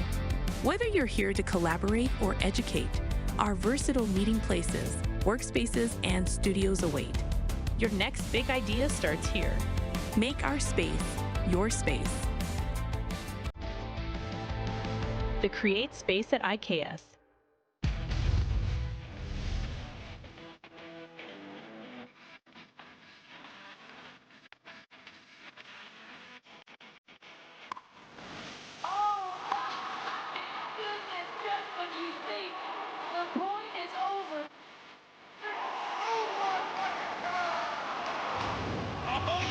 Sounds like he knows what he's doing a little bit. As long as you're entertained. Aren't you entertained? Here's how your business can be a part of Canada's fastest growing sports talk show.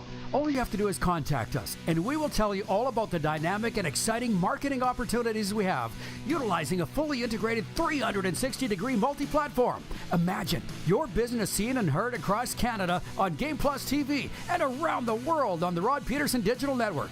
You will use one of the most overused expressions in sports. You gotta be kidding me. Get your business involved. Contact the Rod Pedersen Show today. Send us your opinions now. We won't victimize you unless you really deserve it. Now, back to your host, Rod Pedersen. Welcome back to the program. Darren DuPont in for RP. Text lines open 902-518-3033 if you got maybe some fantasy football questions, roster decisions coming up. Should be a lot of fun. The YouTube chat's going off, and one in the text line. Again, 902-518-3033. Bomber Boy says, having the season series between the Bombers and Riders doesn't mean as much since the Riders had the single point from their tie. Good point. Pretty unlikely that they're going to be dead even in the standings because of that tie. Our fantasy football expert is Andy McNamara. He joins us on the video chat right now. Andy, how are you, my man? I'm doing good, brother. How are you? I'm doing good. Look, where do you sit on the auto draft? It was a question that came up a little while ago. I don't think it's the big swear word that everybody makes it out to be. I mean, it's not great to auto draft, but you're not ruined if you do, are you? Well, I'll tell you, you don't win one of these by doing auto draft, baby. Let me tell you. I had to show the this is my most recent championship ring, ESPN League last year. That's pretty good. I had to show that off. It looked good. We're ready to roll for the season. Here's the thing. Auto draft, if you put it on auto draft, it could work out fine for you, but it takes away the gamesmanship of the league. One, you usually are doing a countdown and you make everybody wait. That's getting obnoxious. If it's a 5-minute like thing, 2 minutes of pick. and you're hated by the end. Two, you might end up just those rankings don't take into account, is the guy injured? Is he going to miss week 1? Let's say Hollywood Brown, I just read, for Kansas City, he's not playing Thursday. Well, that could keep him out 1-2 weeks, but that's not going to be taken into account. So now you could get injured guys. Maybe, how is your auto draft setup? Are you going to end up with 12 wide receivers and 1 running back? I don't know. Like it can be weird. I say, if you're going to be in a league, take the time to be there. I hate auto draft personally. Yeah, no, I agree with you. One time I did have to auto draft, and I believe you win in the wire, you win in some of those late round picks, but also did the work though to set up kind of my priority waiver, and there you go. It worked out okay. You're gonna be safe. Yeah, like if you put in the, like, let's say sometimes there's conflicts. Let's say you have to work, okay, or something, whatever.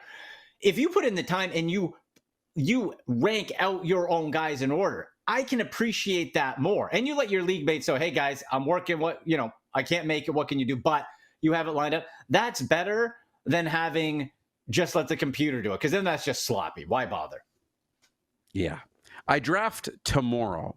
So forgive me if I take notes during this conversation. But what are your thoughts going into fantasy football like this season? Where do you, I guess let's start with running backs versus receivers. Where do you weigh the two position groups in fantasy football right now? Well, first of all, you have to make sure whatever league you're in, you really grasp what the layout is, the point structure and all that. Is it a 2 running back, 2 wide receiver league we're working on right now, half a point PPR, pretty standard roster setup, no individual defensive players, 12-team league. Is it 3 wide receivers, 2 running backs? I believe it's 2 receivers, 2 running backs, and a flex, 1 quarterback. And a flex, and 1 quarter. Okay. And a tight end. So that puts running back a little bit higher. If you have 3 wide receivers set, which some people are, or you're adding in an extra flex, a lot of people are doing that to add because of the pass-heavy league. So in your case, I would say I'd still, unless you get one of the premier running backs, and there are very few of them right now, the true bell cow for fantasy, lean wide receiver first. Do you know what draft position you're in yet? Like what order? No. Okay. So really, if we're looking here, if you're number 1, you're taking Christian McCaffrey. Breece Hall and Bijan Robinson are the only other 2 running backs I would take in the first round. So depending where you're going, if one of those 3 are available, take them. Those are really the true bell cow guys. Outside of that, then you start really wanting to hit on those wide receivers. CeeDee Lamb, Jamar Chase. I feel so bad for Justin Jefferson. He's got Sam Darnold throwing him the ball. And if it's not him, it's going to be Nick Mullins. What a waste. What a waste. I'm so upset. It's terrible. Then you go Amon-Ra St. Brown, Tyreek Hill, A.J. Brown type of area. So there's a lot. I'd say you can get a lot out of your wide receivers a little bit later. Let's say your WR3, 3rd or 4th wide receivers, then you're able to running backs. Yeah. Justin Jefferson's interesting. Minnesota's interesting. Despite the quarterback play, he's still going to get his targets and he's still going to put up some numbers, but it hurts him. It really hurts Jalen Addison and the other guys in that offense that I'm probably staying away from. A running back I wanted your thoughts on is Derrick Henry. Starting to age up, but he's in a new offense. He's in Baltimore. How do you value Derrick Henry in fantasy? I think this is how it's going to play out. I think Derrick Henry's going to get a bunch of touchdowns, but I don't think the yardage is going to be there. Simply because still your best running back is your quarterback in Baltimore. Yeah. It's still Lamar Jackson, right? They've cycled through how many different combinations of running backs. Now, have any been at the caliber or name recognition level of Derrick Henry? No, but we know Derrick Henry has a lot of tread on the tires. So I see Derrick Henry being used, not necessarily sparingly, but strategically early in the season, because Baltimore, we know they need to try to make some advances in the playoffs. Right now, the strategy is still stop Lamar Jackson, make him throw the football, and you beat him. Well, if you can keep Derrick Henry fresh and you got that bulldozer come the playoffs, now we're talking.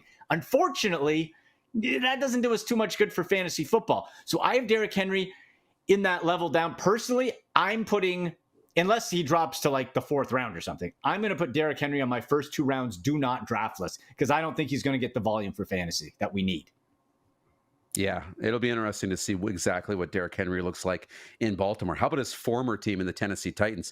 There's a lot of intrigue around Brian Callahan in this offense with DeAndre Hopkins, Calvin Ridley, and Tyler Boyd. And then you got Tony Pollard, Tajay Spears in the backfield. How do you value the offense, and where do you kind of rank some of those players? So here's what's interesting. So Brian Callahan, new head coach, like you said, his dad, Bill Callahan, was the Browns offensive line coach. He was a former head coach. He is the pinnacle of offensive line and running game strategy that you can get in the National Football League. He helped Kevin Stefanski design that in Cleveland. He's been in Cleveland the last bunch of years. So what I look at immediately to that is, all right, Tony Pollard, I don't think he's being drafted high enough. I think Tony Pollard is going to have a great year. Callahan can take guys off the scrap heap, and he did it with Cleveland the last 2 years. Guys you never heard of, all of a sudden they're stepping in, starting left tackle, and they're still running the ball well. Like, what the heck's going on? So Tony Pollard, I think, is going to be great. You got Calvin Reminds Ridley me of DeMarco Murray coming to Tennessee. Yeah. Yeah, you know what? That's a good comparison. Yeah. Like, Tony Pollard, I think because we still have in our mind, and fantasy football is funny, it's a lot of name recognition if people aren't paying too close attention. So you kind of think of Tony Pollard as Ezekiel Elliott's backup, right? But I think the talent is still going to be there with this offensive line and this run design by Bill Callahan. Not enough people are talking about, not Brian, Bill Callahan. So you take that, you got Will Levis. That's going to help take a little bit of pressure off if you can get that run game working. Calvin Ridley got paid a lot. I'm loving me some Calvin Ridley. I'm going to stay away from DeAndre Hopkins because of age. And Tyler Boyd, I think, is going to get a little bit lost in the shuffle. So if we're talking Titans, give me some Tony Pollard and give me some Calvin Ridley. To the New York Jets, another team that people are talking about, and some of their weapons in Garrett Wilson and this offense, which I'm hearing about. It feels like a bit of a dysfunctional family at times, but there's weapons there. They're going to run the ball well. What do you expect out of the Jets, and how much fantasy stock are you putting in them? Boy, doesn't it feel like for the Jets and the Cowboys, like if both don't perform this year, it's blow up time. Like it's gonzo. It's going to be blown up. So for the Jets, they put everything in Aaron Rodgers, everything. And yeah, there's reports he's prima donna, not getting what's true, what's not. Is it somewhere in between? I don't know. But what the Jets and that regime, top to bottom, realize is if this doesn't work, it's over. So they're putting everything in this. It has to work or you're done. If he gets injured, it's Tyrod Taylor. And guess what Tyrod Taylor does? He gets hurt too. Then you're really in trouble. So I think fantasy-wise, we look at it, Breece Hall is a beast. Look what Breece Hall was able to do last year with atrocious quarterback play. If Aaron Rodgers can be 85% of what he was, phenomenal. Breece Hall, check. Garrett Wilson, stud. People talking, Mike Williams is healthy. Mike Williams, formerly with the chart, he can't stay healthy. I'm not interested in Mike Williams. I want me some Breece Hall. That's a first, if I can't get Christian McCaffrey, to me, it's in between. It's a 2A and 2B between Breece Hall and Bijan Robinson, who I want on my fantasy team. And then Garrett Wilson after that. Again, a guy who with bad quarterback play can make things happen. So Hall, Wilson, and you know what? If you want to go Aaron Rodgers on your fantasy team, I don't hate it, but you better make sure you are swinging back and getting a reliable backup. Someone I look at like a Geno Smith, someone who's going to get you Baker Mayfield. Mid to high teen fantasy points, not going to get you the 30 points, but they're going to be consistent. So if you go for an injury-prone guy or a potential or old like Aaron Rodgers or an Anthony Richardson, you better make sure you're getting a quality backup. I'll jump in here and take a question from Jeff Cabillas. He wants to know your thoughts on Saquon Barkley, especially now that he's with the Eagles. Yeah, I love the situation for Saquon. It's an ideal situation. You're finally out of a dysfunctional organization, the disaster that are the New York Giants. You talk about lack of fantasy options there. I feel terrible for Malik Neighbors, good Lord. But you look at Saquon, and it kind of feels like we're heading into the 2021 fantasy football draft because we're talking about Christian McCaffrey being the top pick and Saquon Barkley with a lot of upside. But we know there's a lot of miles, and his injuries have been much more severe. So I like Saquon. He has Kenneth Gainwell behind him as a change of pace. So when they're running the ball, it's going to be him. Jalen Hurts is also mobile, and we've seen him call his own number from the goal line before.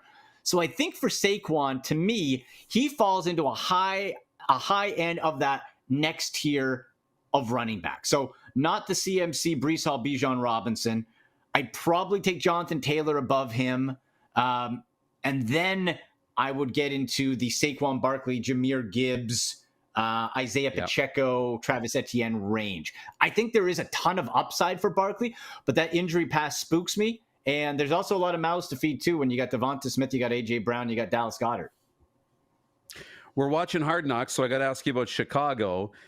Caleb Williams fantasy stock, but those receivers, right? When you look at Rome Odunze, Keenan Allen, but why am I blanking on his name? Number 2. DJ Moore? DJ Moore, thank you very much. And I think he's probably the best of the bunch in terms of fantasy output. But I don't know. What are your thoughts on Caleb first and those 3 receivers?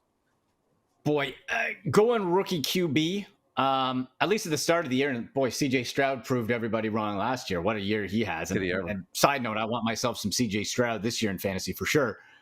Now you look at Caleb Williams and all the talent in the world, but there are some questions. You know, he's fumbled. He's had where he runs away, runs not scrambled, but runs backwards and gets sacked. How is he going to handle the mental strain, the pressure? I have my questions, but we know the talent is there. The other issue with rookie quarterbacks that we see all the time is sometimes their favorite target, at least in year 1 or partway through, can be a little strange. Who do they have a connection to? For example, Baker Mayfield in 2018, his top target was Rashard Hollywood Higgins, who was a 5th-round pick, because that was who he had the connection with for whatever reason, right? Usually we see it from a veteran. So is Odunze going to be his guy? Is DJ Moore? Is an aging, banged-up Keenan Allen? That's going to be interesting. I personally am putting the Chicago wide receivers in my WR2 range just because of that uncertainty. I'd have DJ Moore 1, Odunze after that, Keenan Allen following that, Cole Kmet. Depends in college. You know, is he going to be comfortable going to the tight end? Kmet's got a lot of talent, but there's a lot of unknowns. So the Bears are an exciting team. They're interesting, but for fantasy purposes, I'm treading a little more cautiously. I don't want to rely on any of those guys as my top option, but as a secondary, I think that could be pretty good. Okay, only a minute or 2 left, but the last thing I wanted to ask you about, and I'm kind of struggling with this, is what do I value in Arizona with Kyler Murray and Marvin Harrison Jr.? I love Marvin Harrison Jr. That was my combine crush, man crush, whatever you want to call it. Coming. Look, Marvin Harrison Jr. could have gone pro 2 years ago. He's that good. He is beyond ready, and anyone who puts any knock on him is just trying to pick holes. Marvin Harrison Jr. is an absolute stud. And look at the other options. Fantasy football, opportunity equals success. Who's going to get the opportunity outside of Marvin Harrison Jr.? Michael Wilson? Just a guy. Greg Dortch? Just a guy. Tight ends, we got Trey McBride. Now, I like McBride. I want McBride. I like him. But it's got to be Marvin Harrison Jr. Now, we got to hope Kyler Murray stays healthy because behind him is Clayton Tune. And I'll tell you, I saw him versus the Browns last year, and he got tuned up by Myles Garrett. So if Murray gets hurt, all bets are off. Marvin Harrison Jr., when we're talking rookie wide receivers, has got to be the first guy off the board for you. Awesome. I am set to go, Andy. I appreciate it, man, and enjoy the season. Thanks, buddy. Talk to you soon. Andy McNamara, that was great. We went through a lot in a short amount of time, and I got some great notes there. So we're going to shift gears, and we're going to talk some football, but the other kind of football after the break, soccer. It's been a while. It feels like a while. It hasn't been that long since the Paris Olympics, but it's been a while since we've talked about what happened to Soccer Canada at the beginning of those Olympics. And DroneGate, we're going to get the latest on DroneGate in this next segment. Simon Fudge will join us, our soccer analyst, next. You're watching the RP Show here on Football Friday on the Game Plus Television Network.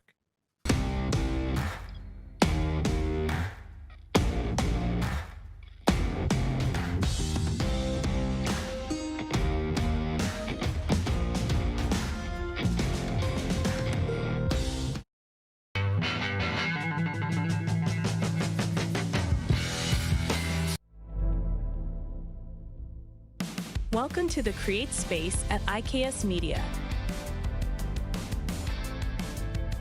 Meetings, podcasts, studio. Whether you're here to collaborate or educate, our versatile meeting places, workspaces, and studios await. Your next big idea starts here. Make our space your space. The Create Space at IKS. Text 902-518-3033.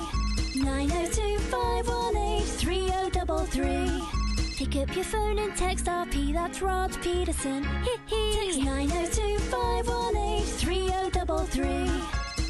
Did you know that you can help save a life? And you can start right now. Stem cells from male donors increase chances of positive outcomes for patients, yet they only make up 40% of our registry. Today, there are hundreds of people in Canada searching for their life-saving match. You can be a patient's best hope. Be a hero by registering with Canadian Blood Services Stem Cell Registry now.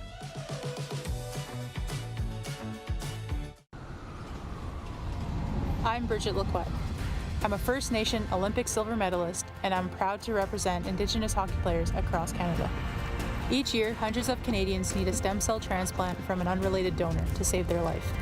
Anyone can have a hard time finding a stem cell match, but for Indigenous peoples, it can be even more difficult because just over 1% of prospective donors on Canada's stem cell registry are of Indigenous backgrounds. Be a hero. Join me in Hockey Gives Blood in helping to make a life-saving difference to those in need. Register today at blood.ca/beahero.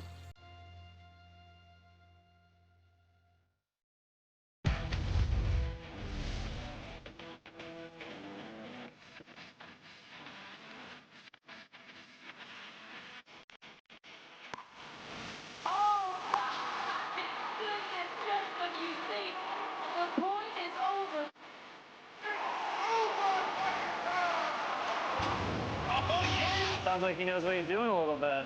As long as you're entertained. Aren't you entertained? Hi, my name is Logan Stanhope. And I'm Connor Bedard. We're both Hockey Gives Blood player ambassadors and proud to be blood donors. There are thousands of patients each year in Canada that rely on a generous stranger to save their life. Please book an appointment today to donate blood at blood.ca/HGB.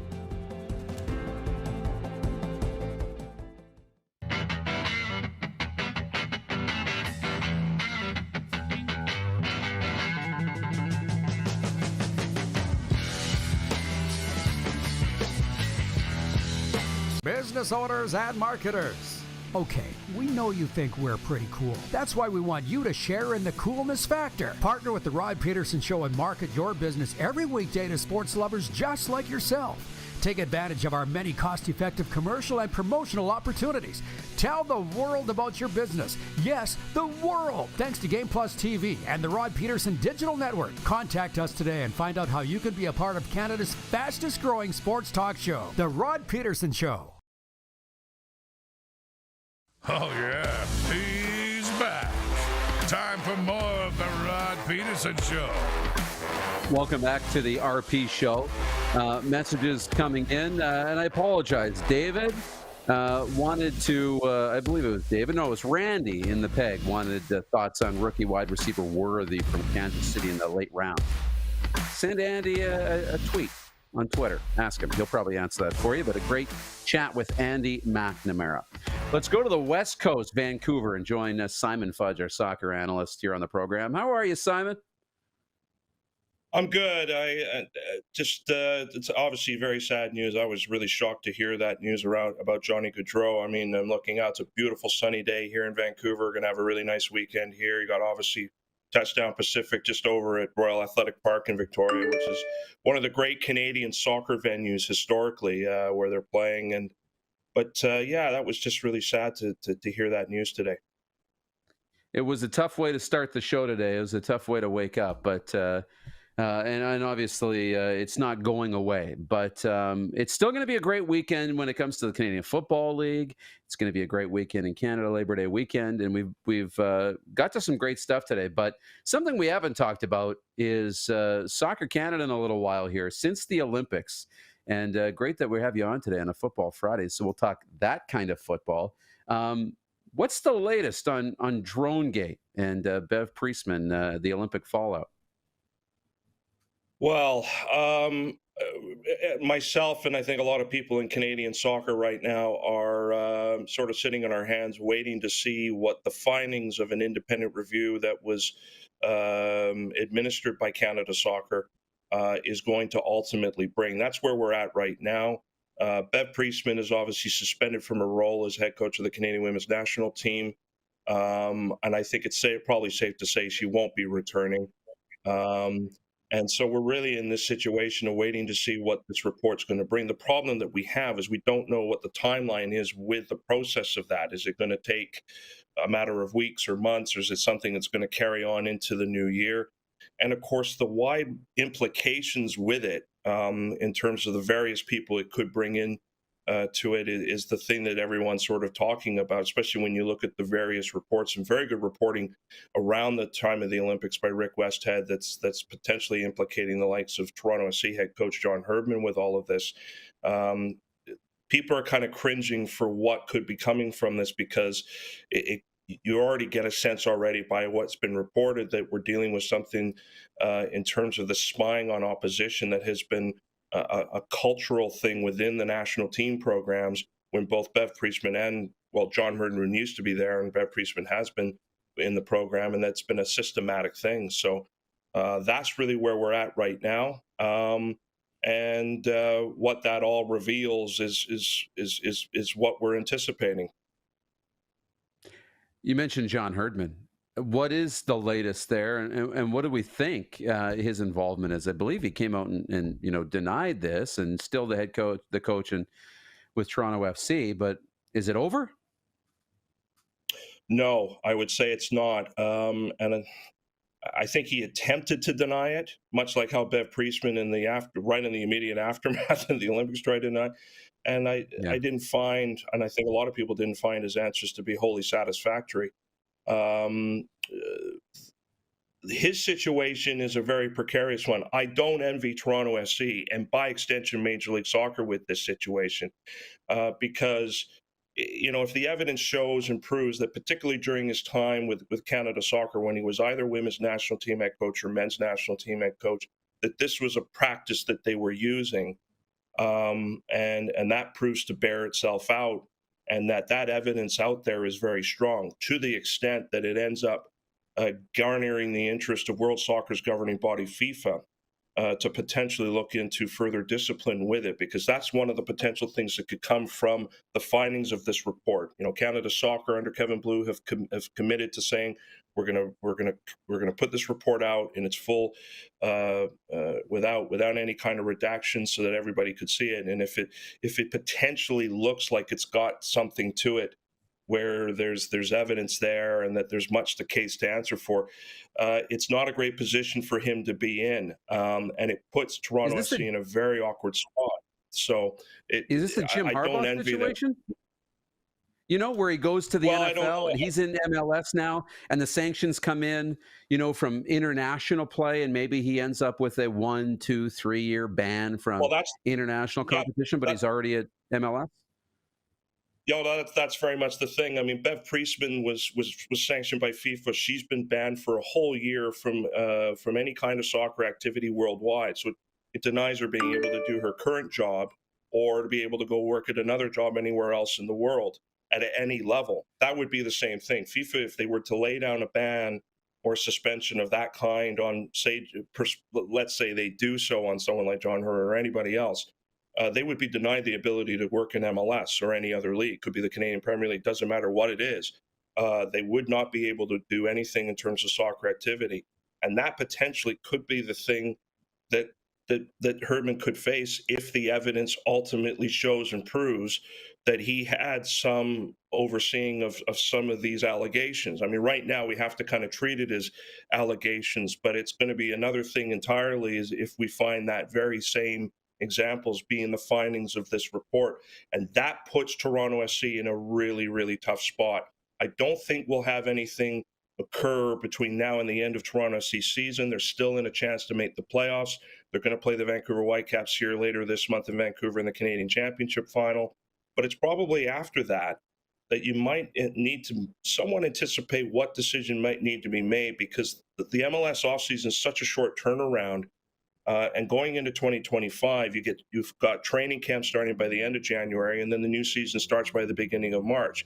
The worst case scenario with this whole situation and this review is if it ends up dragging itself out into the first quarter of 2025, and then all of that kind of findings is revealed sort of January, February time, and it ends up putting TFC in such an awkward spot. Well, then they're in a situation where they've got a head coach that there may be a decision they have to make, Maple Leaf Sports and Entertainment who own the team, and they're in the middle of trying to get ready for a new season. So from a timing point of view, there's probably a lot more urgency. And that's why I wonder a little bit if they're even trying to find out themselves as a club, as MLSE, with Keith Pelly at the very top of it, and Jason Hernandez, the general manager, who would be reporting to him, because as we know, Bill Manning got moved on from his role as president of not just TFC, but the Argos last month.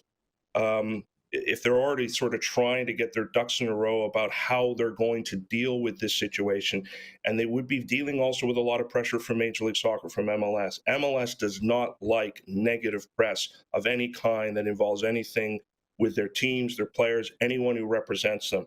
So I would say that they're equally as concerned as probably MLSE and TFC are, and where it goes with all this is quite something. I think on the Canada soccer front, I don't see Bev Priestman coming back. There are three reasons for me why she can't come back. The scandal alone, and I think her culpability that will likely end up proving to be the case in it.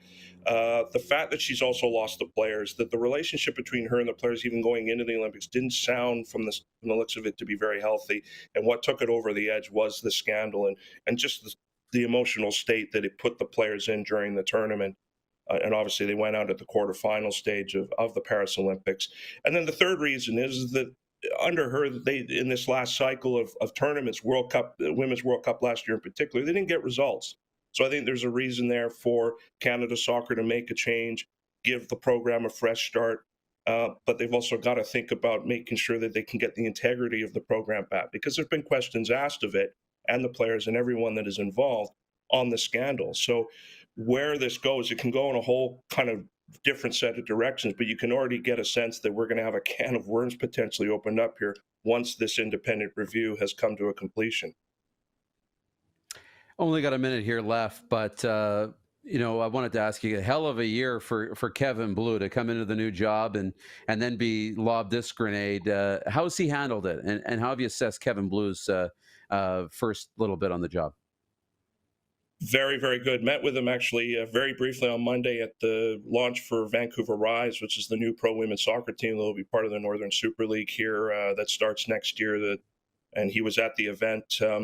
I've been very impressed with him, and I'm very thankful that Canada Soccer have been able to get someone like him in and deal with these leadership things. I think the fact that he has taken such an immediate approach to this particular scandal and administering an independent review shows to me that he's got a level of experience in leadership of how to deal with these situations.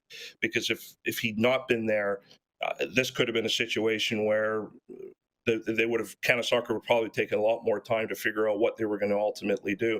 But he has been very out front with everything. His transparency has been really good since he's come in terms of what to do. And the other major thing that he had to do right away was appoint a new head coach for the men's national team, which ended up being Jesse March.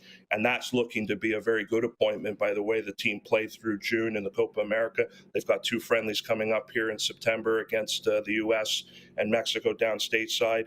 As they build towards the World Cup they're co-hosting here in 26. So I've been very, very impressed with him. And I think in some ways the Canadian soccer community should feel very thankful that he's been put in the position of CEO and General Secretary of Canada Soccer. But because even just on the scandal alone, I think he's taken the right approach, shown real leadership.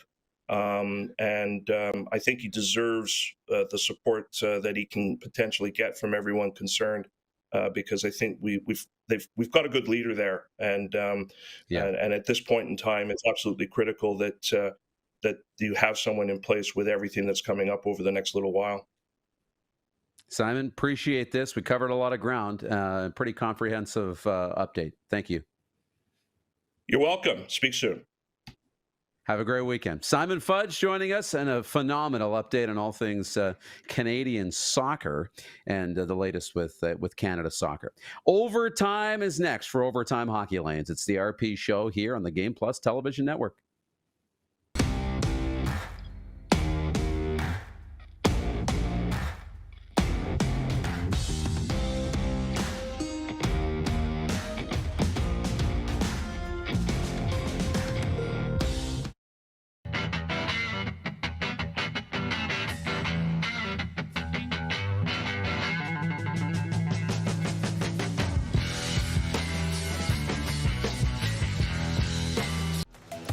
The live sports experience is changing.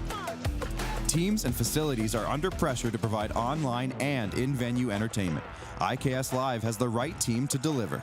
We provide service across North America and produce the best fan experience, in the seats or streaming to you.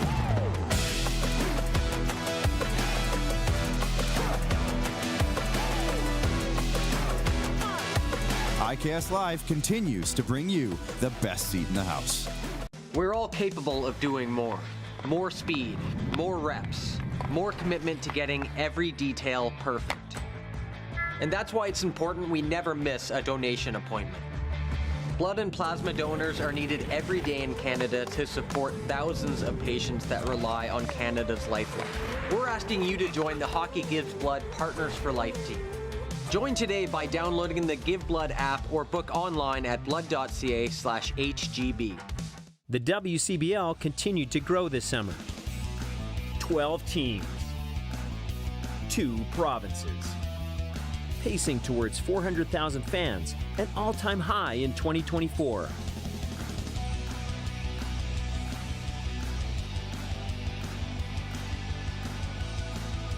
The WCBL had a record number of players drafted in this summer's Major League Baseball draft.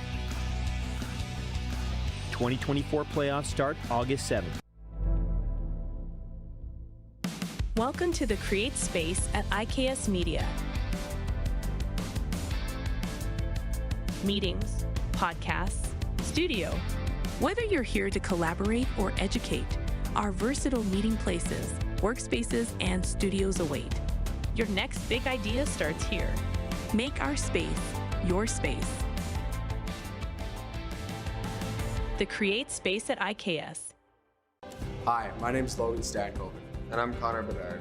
We're both Hockey Gives Blood player ambassadors and proud to be blood donors. There are thousands of patients each year in Canada that rely on a generous stranger to save their life. Please book an appointment today to donate blood at blood.ca/HGB.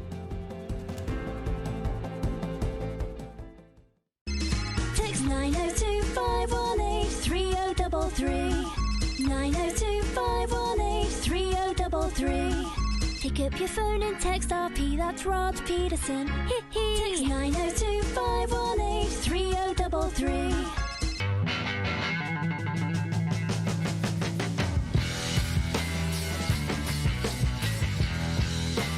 Here's how your business can be a part of Canada's fastest growing sports talk show. All you have to do is contact us, and we will tell you all about the dynamic and exciting marketing opportunities we have, utilizing a fully integrated 360-degree multi-platform. Imagine your business seen and heard across Canada on Game Plus TV and around the world on the Rod Pedersen Digital Network.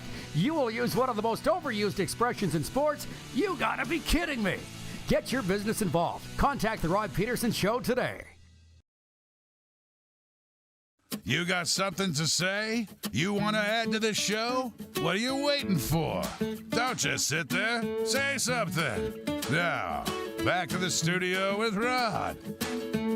Text line's open for one final segment, 902-518-3033, and there's some good ones coming in there. We'll get to that in a second. YouTube chat is open. Big thanks to Simon Fudge and Andy McNamara for joining us this hour. If you missed hour one, it's on the podcast this afternoon. Jim Barker was alongside. Great update there. A tough day. We'll do a quick sports update, but it's mostly this. Blue Jackets forward Johnny Gaudreau was killed Thursday night when he was hit by a car while riding his bicycle in his home state of New Jersey. He was just 31 years old. Gaudreau's younger brother, Matthew, 29, was the other victim in the crash, police confirmed. They were in the area for their sister Katie's wedding, scheduled for Friday today in Philadelphia. And Labor Day weekend getting set in the Canadian Football League, college football this weekend. But we're not going to do a full sports update because of that. But our full sports update is for EMJ Marketing. Book your speakers today, emjmarketing.com. Big thanks to everybody for hanging in here throughout the day. Tough day, tough start to the weekend, but hope you do have a great and safe and happy weekend, despite everything that's gone on. Now, where are we here? BW was saying that's a segment I will watch over and over and over. So much info. Hopefully the closed caption spells the players' names right. I think you're talking about the fantasy football segment with Andy McNamara. We covered a lot of ground for fantasy football drafts. That is like the segment. And when it gets dropped on YouTube, I mean, I'm going to be reposting that, and it'll be one of our better segments, I'm sure. Tony from George Fox Country says, good job, Moose. Tough show to get through today. Wayne says, absolutely a great job, Moose. Another great Football Friday show. Have a wonderful weekend, Moose crew. Dale Barazik says, great job, Moose. Tough day. Amazing job in stressing the importance of patience and on the long weekend. Don't drive if you can't, if you don't need to. If you can, football games, if you've had anything to drink, but be patient. Let's stop being so impatient. Again, you'd have to drive an hour, 20 kilometers over this at 120 to get there. What, 3 to 4 minutes faster than me driving 100? So on a 15-minute drive home, 20 minutes on the freeway, 30 minutes, you're not getting there any faster than I am. Last minute of play in the RP show this week. John Burns wrote in on the text line, says, rest in peace, Johnny and Matthew Gaudreau. And then says, go Stampeders, go. It is Labor Day weekend. Riders and Bombers, Stamps, and Eskimos. Elkimos is what I meant to say. The Elks. But you guys are liking that Elkimos term in the YouTube chat. Touchdown Pacific this weekend, BC and Ottawa. Going to be lots of fun. And I want to leave you with this text that came in from Darren in Saskatchewan. It says, the Gaudreau boys' tragedy is such a heartbreak. I can't imagine what their families are going through. My condolences. Live life for the moment because everything else is uncertain. Have a safe and great weekend, everyone. Great way to leave it on this Friday. Have a great, safe, and fun weekend. We'll see you Monday on the RP Show. Who has more fun than us?